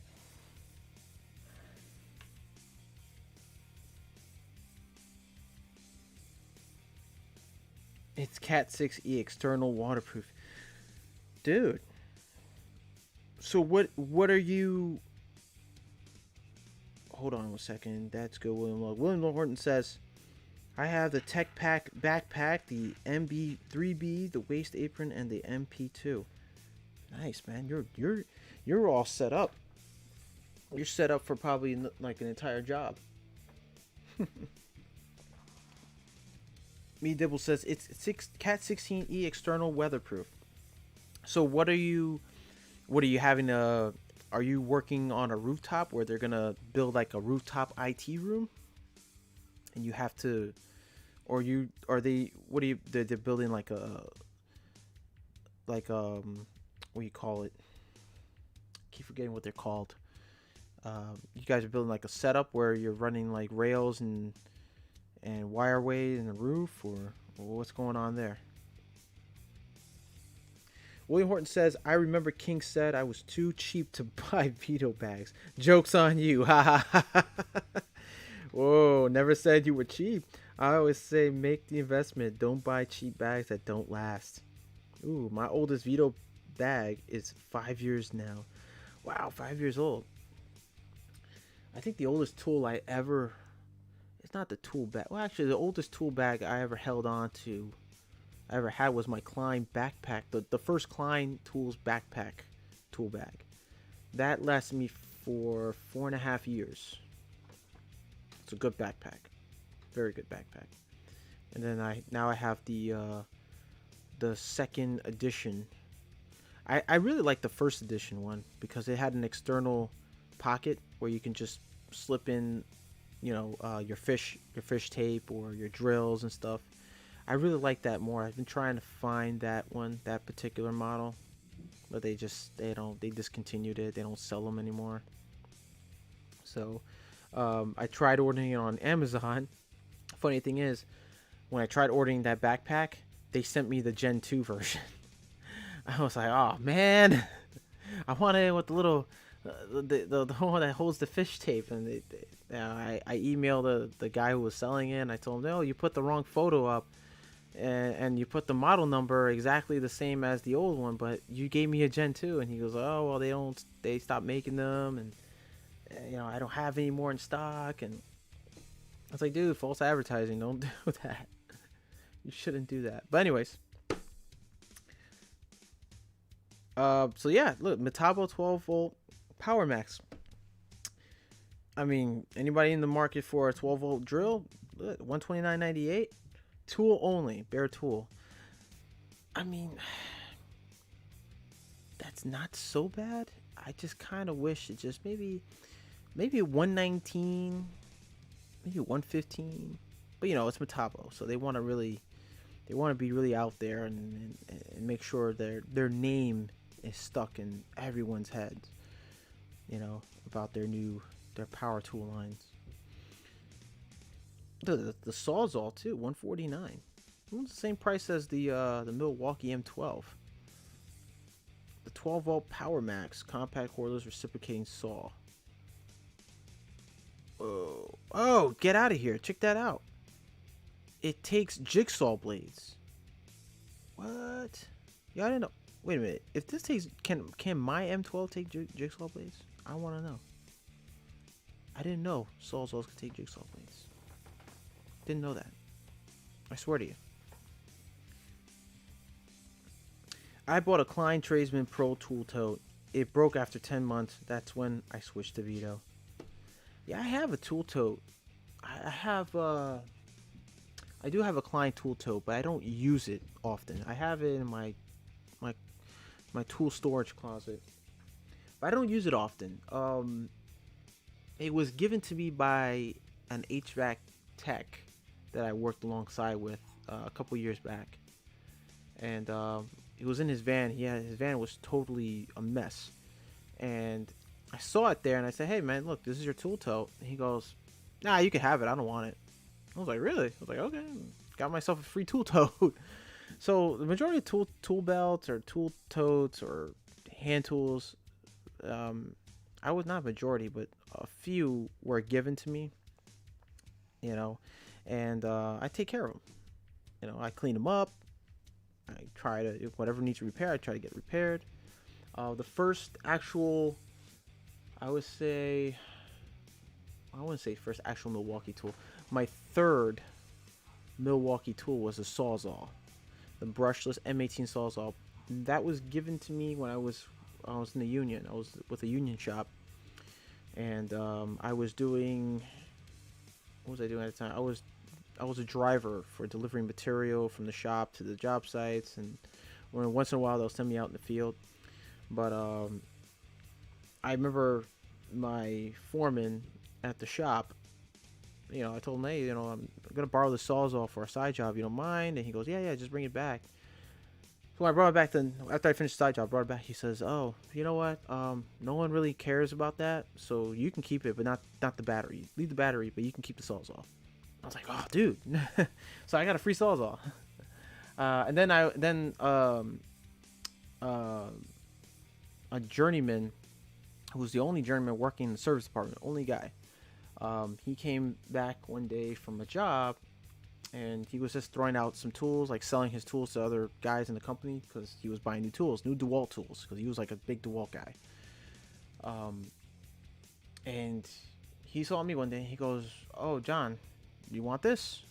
He was giving me his old reciprocating saw, the NiCad, DeWalt NiCad. I still have the NiCad reciprocating saw he gave me, and it didn't actually belong to him; it belonged to the company, but it was old. And he was like, "It still works. The only problem is the trigger. It just keeps, like, the second you tap the trigger, it just speeds up real fast. So it doesn't start up as slow as you depress the trigger. It was a variable speed reciprocating saw. But the trigger was an issue with the trigger, so the second you touch it, it'll just go on full speed." So I said, "Yeah, I got the batteries for it. Yeah, give it to me. I'll take it." And he gave it to me, and that was like my second Sawzall. So yeah, I still have that Sawzall. It's crazy, right? But yeah, Metabo, man, like I'm really liking what they have. Let's see what else. Let me see other pictures here. Kind of looks like the M12. I mean, they're all making their design, I guess, based off the M12. I don't know, but well, let's check out the video. Check it out. Let's see. King of the Creases.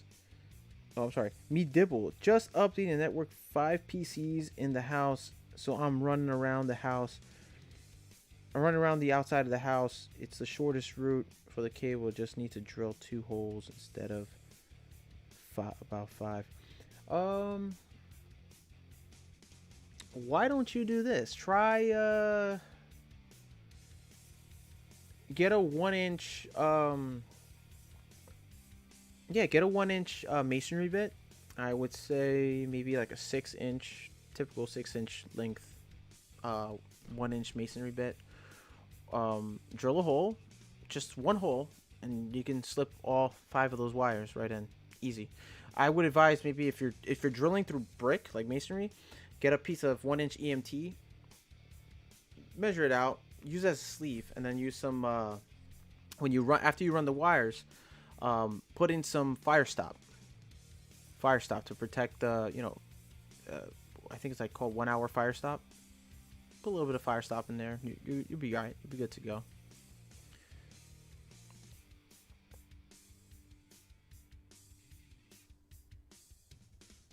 Still have it if you want it, John.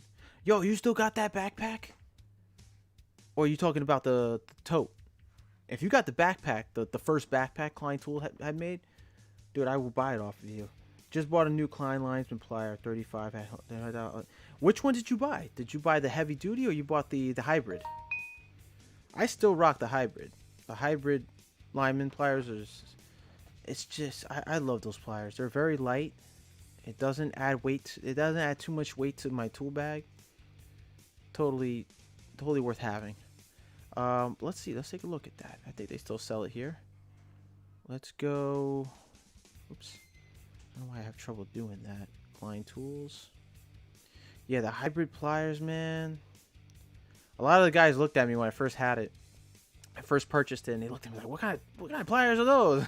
They were like in shock. I was like, wow, man, this thing is so much lighter than my regular pliers. And they were like, they wanted to buy it off of me. I'm like, dude, I just bought that. I'm like, what the hell? Like, I hate, that's the thing. Like the tools I would buy, I buy new tools. I take my old ones, I use them like a secondary, like replacement or backup tools. And I keep them at home. So I either work around the house, or I have to go to another job site the next morning, and I don't have time to collect my tools from the job site that I'm on. I just take those tools, And let's see here. Side cutting pliers.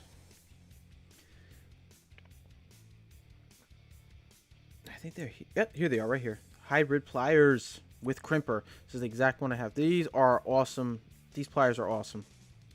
It's got the strippers, the side cutting, the shear cutters, and the crimper all in one. Love them.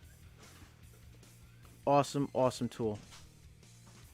It's very light, and it has the same hardened steel strength of your typical Lyman Klein pliers. So yeah, totally $39.97. You got it for $35. Is that the one you got, King? Oh, okay. He says I'm using a 1-inch bit. Yeah, dude. Big dibbles. Definitely use 1-inch bit and use a 1-inch EMT or thin wall tubing as a sleeve. So you put the sleeve in after you drill the bit.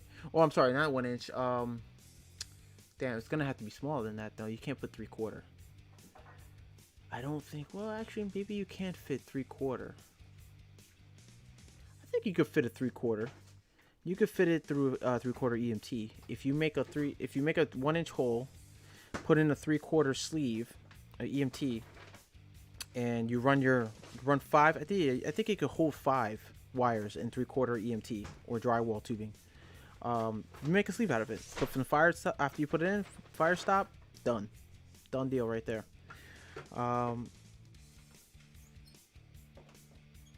Let's see here. King says the tote. Oh, the tote? Nah, I'm good with the tote, dude. I bought the Klein J2000NE. Ooh, the J2000NE. That, my friend, is a classique. Let's see. What was it called? The J2000, the Journeyman pliers. J for Journeyman. Where's the J? It's the one with the grip right here. J2000NE. Oh no, this is with the crimper. You bought the one without the crimper, just the fish tape puller, right? Oh no, just nothing. It's just the regular one. Where is it? It's here. I know it's here. Here it is, right here. J2000NE. These are nice. These are I love their Journeyman line, cause the grips, awesome grips. Way better than the plastic dip ones, cause this is plastic and rubber.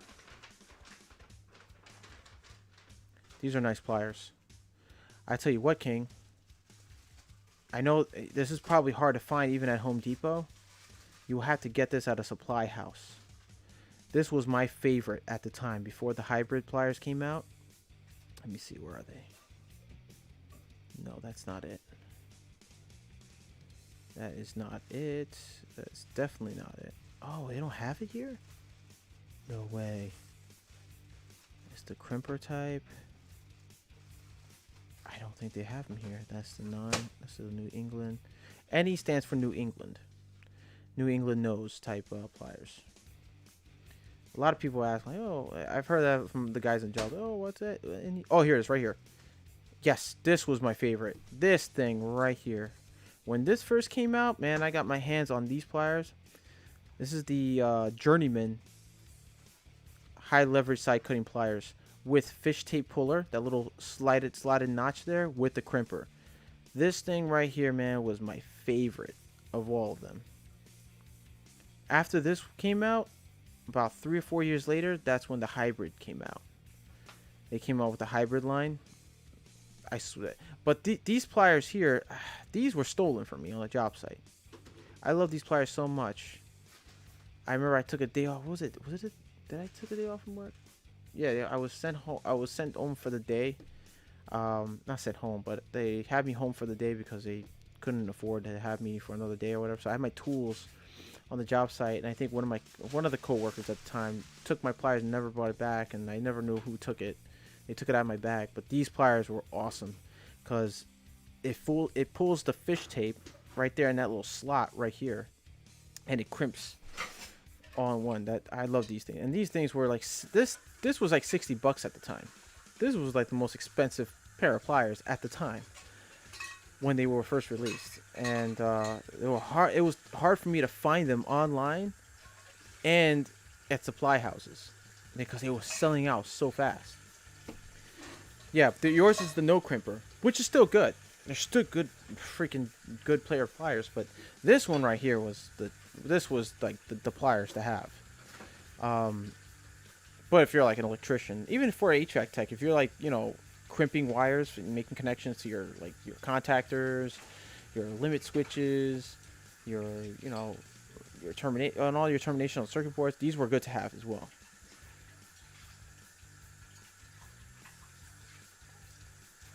So yeah, but these got stolen from me. I never saw them again. And then when Klein came out with the hybrids, that was it. I made sure the hybrid pliers would never disappear from my sites. So I don't think this is it right here. No? So let's see. It was it 39 for the hybrids? I paid 34. What did I pay for it? I think I paid 34 something for it at Home Depot when they first came out. It was like 34 and change. And it was starting to get. It didn't get that much popularity until about a month after it was on the market. It was in Home Depot and all that. I started seeing more and more guys bring them to the job site. And I would tell some of the guys like, "Yo, these are the lightest lineman pliers I've ever had. These were awesome pliers." Now, if you haven't seen if you want to see a tool review on this, you check it out on my channel. I did a tool review on the hybrid pliers, so go check it out and let me know what you think about them. All right. Hey, my boy Keith is on. What's up, Keith? What's going on, bud? Keith Lee in the house. My man Keith. Long time no see, bro. So yeah, man, this is crazy. So yeah, guys, this is it. These are the pliers I still have today, man. Let's take a closer look. Oops, wrong button. Wrong button hit. So this has dual material handles, strips 10 to 14 AWG. AWG stands for American Wire Gauge. Solid and 12 to 16 stranded wire. Crimps non-insulated connectors and lugs and terminals. And wide knurled head, grabs, and twist wires made in the USA. And that's the only thing I like about Klein tools, their hand tools. They're all made in the USA. I mean, I do have some of their electrical tools. They may not be made in USA, but they get the job done, nonetheless. And these are like, these Kleins are pretty slim. Look at that. I like the knife right here, the knurled knives. They extended it about, I think, about a 1/16 or an 1/8 of an inch longer.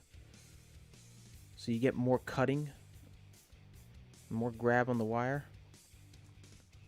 Now, a lot of people, look, I've done this before. Like, let's say if you're in a panel, right?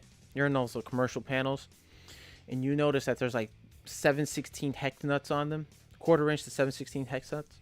You don't have a hex nut driver. You can use this little area here, that little hex looking part of the tool. You can use that to remove nuts and bolts. To be honest, if you haven't noticed, on your most lineman pliers have them.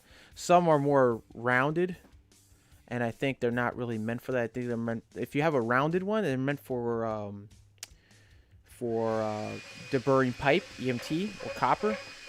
But if you have one that's a hex, you can use this as a nut driver.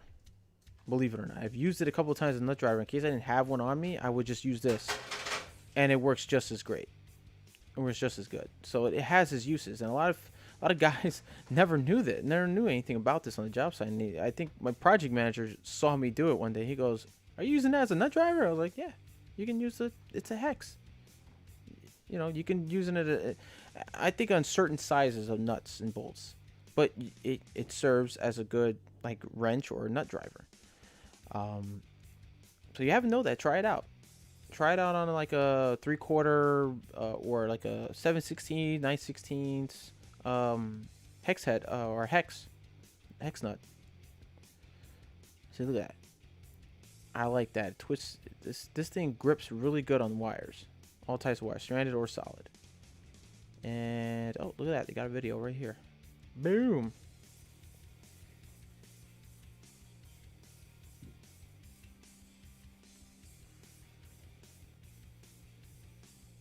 Man, it strips really smooth. Blades.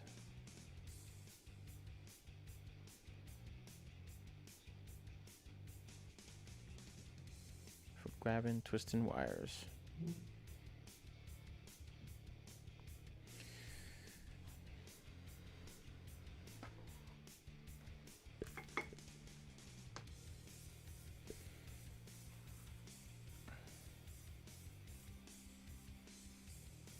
Lighten your tool belt. Look at that.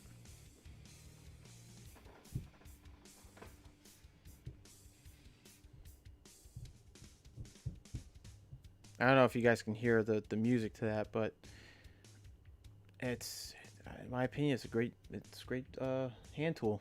Great pair of pliers. Let's see here.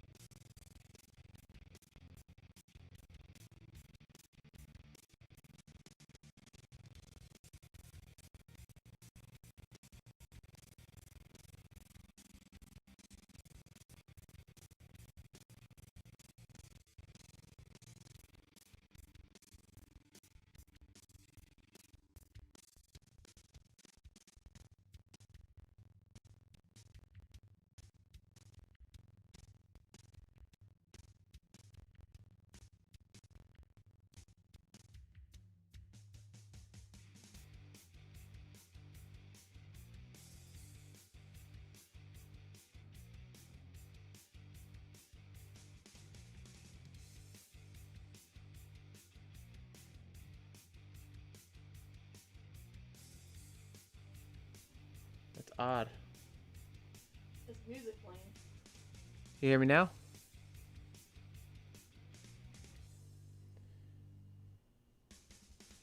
I'm thinking you guys can hear me here. I don't know what happened. I hear music. You hear music only? Yeah. I don't know what's going on. Now I can hear you. Okay. That was weird. That is so weird. My other camera, for some reason, the power died on it.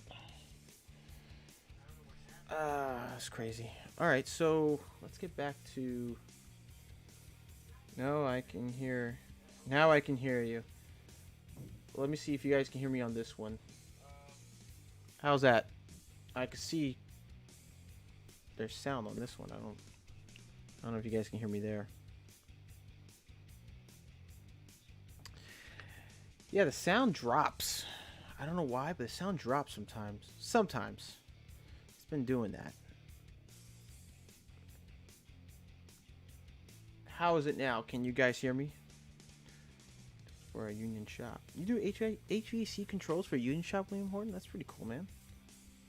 Can't hear you, says Kona Man. Can't hear me. Why is that? Why can you not hear me, my friend? Kona Man. Let me see something here. I think the battery died on the camera. I don't know what just happened. Oh, Kona Man, you can hear me. Because I can hear myself. I can hear myself. So let me see something here, guys. I'm trying to see if this camera works. Hold on.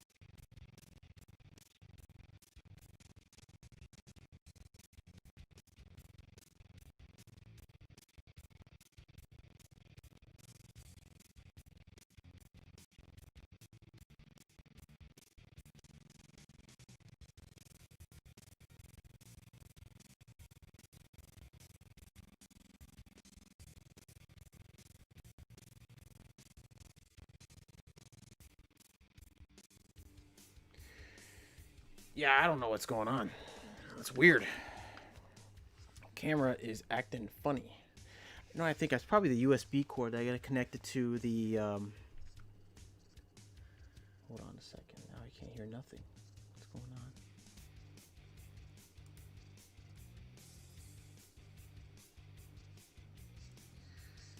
on? Huh. Yeah, I don't know what's going on. It's weird.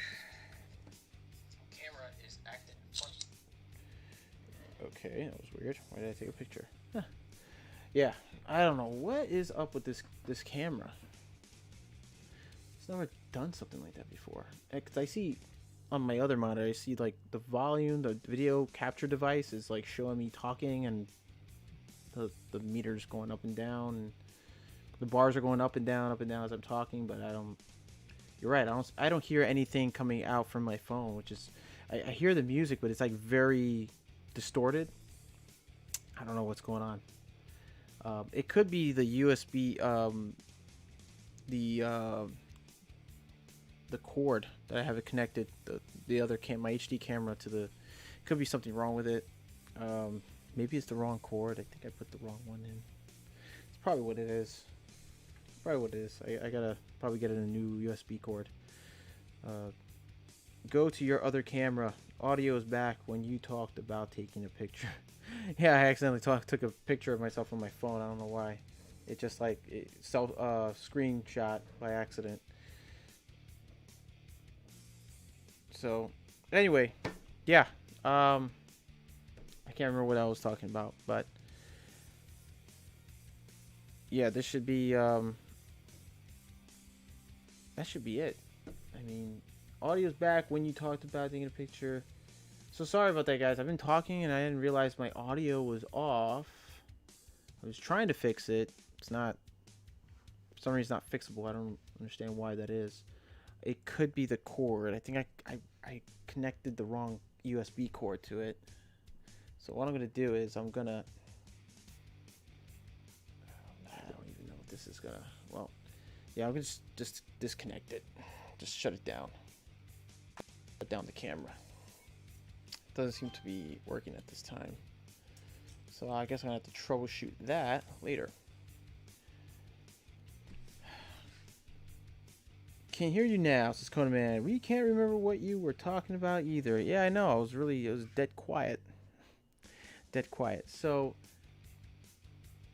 I'm gonna try something. What the heck? No, I'm not putting a chat.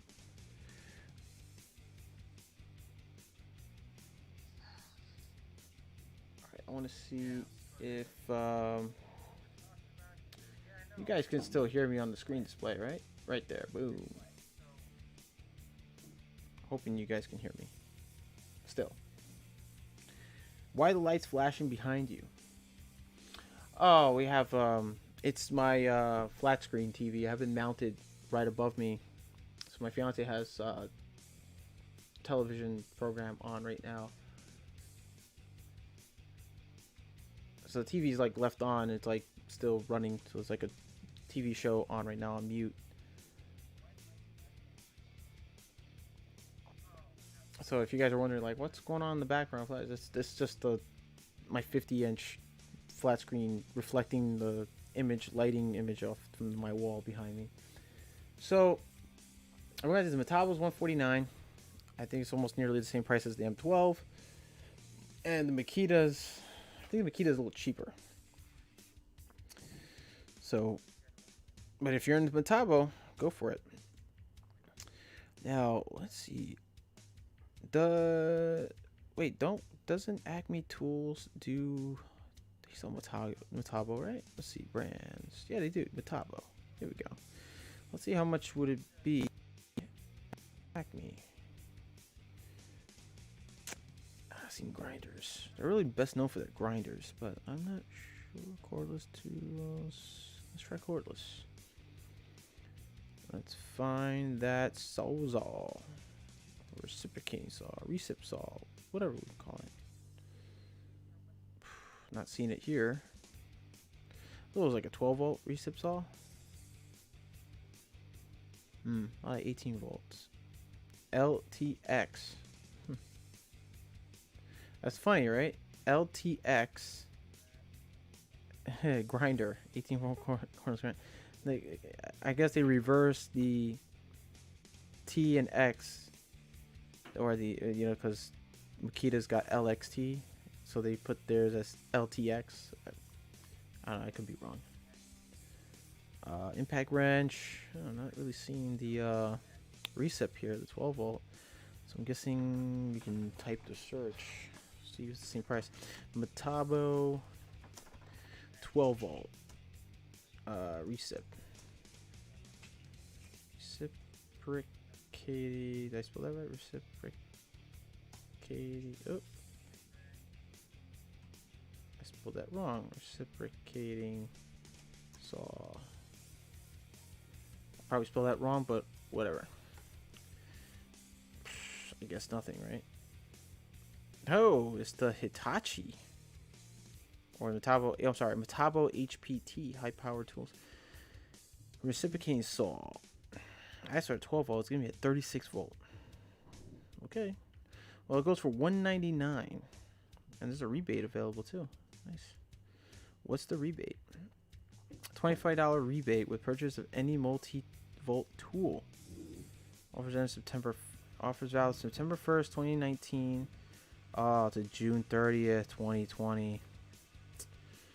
Ugh, that's over. Why would they still have the rebate going on if it's over?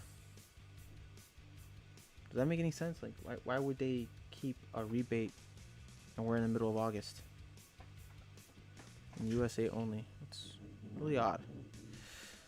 Well, it is what it is, you know. What can you do about it? But at least you get, free shipping. You got $199. It's free shipping. Let's see. Oh, I keep hitting the button, the arrows, thinking it's gonna skip to the next picture. So it's got orbital action. Nice. User vibration protection. 100 coarse cut per charge. 2 by 12 inch. Cordless or corded convenience. Whoa. Oh, so this is the corded and cordless.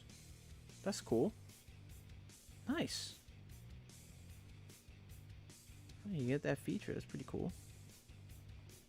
Oh, look, they have the parts right here. The charger and the corded and the cordless. So you can go corded and cordless. Very nice. I remember seeing that in VCG construction where they have the drill, the driver drill, and I think the impact driver as well. 36 volt AC DC adapter. Look at that. Pretty cool. It's attached to the battery. So wait, it's not removable? You can't remove it off the battery? I thought you could. Now, this is the battery. You can't take it off the battery? Oh, you can't. It stays attached to the battery. Box, AC cable, error lamp.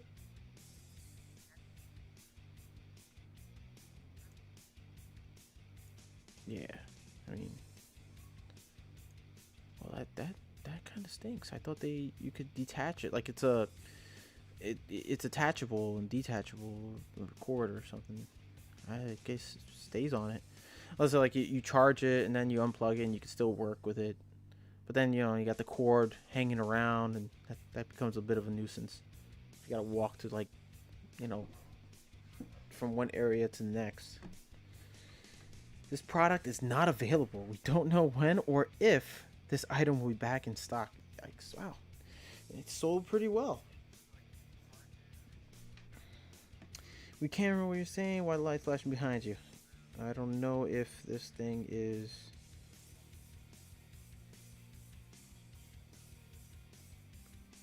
There we go. Put it on live chat. Keep forgetting to do that. But yep, there you have it. This is the only reciprocating saw that they have available on Acme Tools through Metabo, from the looks of it. It's a 36 volt. I mean, we're trying to search and see if they have a 12 volt, but I guess the 12 volt is only available on Ohio Power Tools and other sites. So, but yeah, that's it.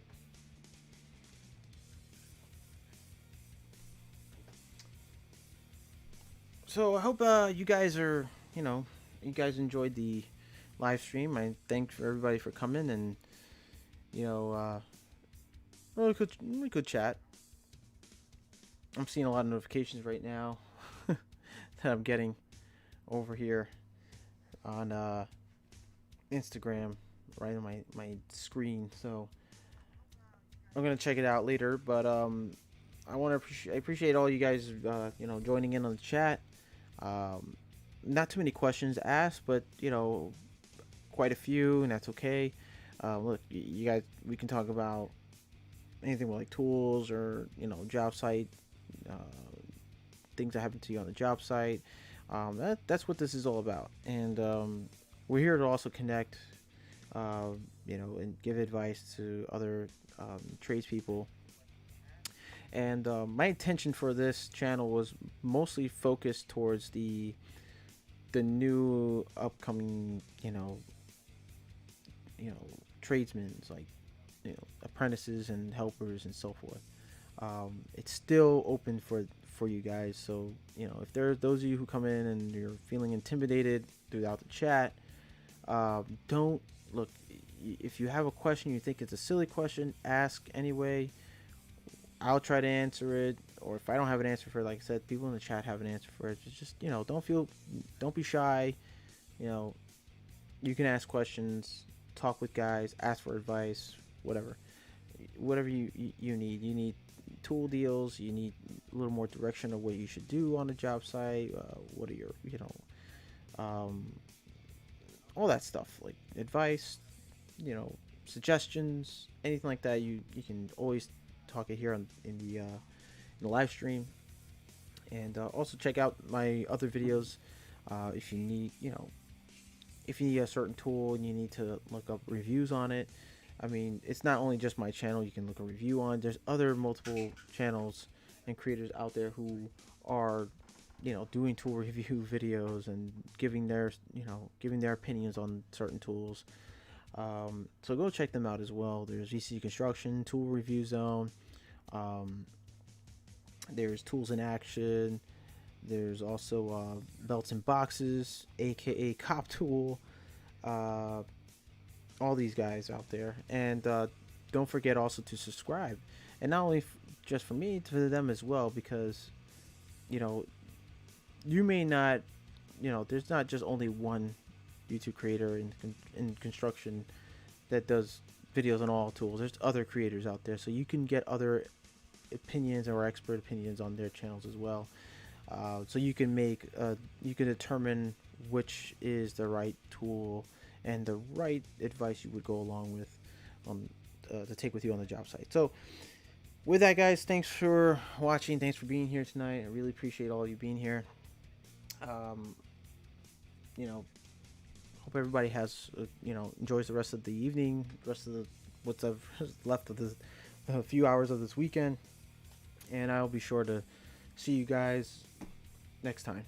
All right, so guys, take care, be careful out there, make sure, as always, wear your personal protective equipment, watch each other back, help one another out, practice social distancing at all times, stay healthy, stay safe, and I'll see you guys next time. Have a great night, everybody. Have you ever felt? Are you listening? Damn.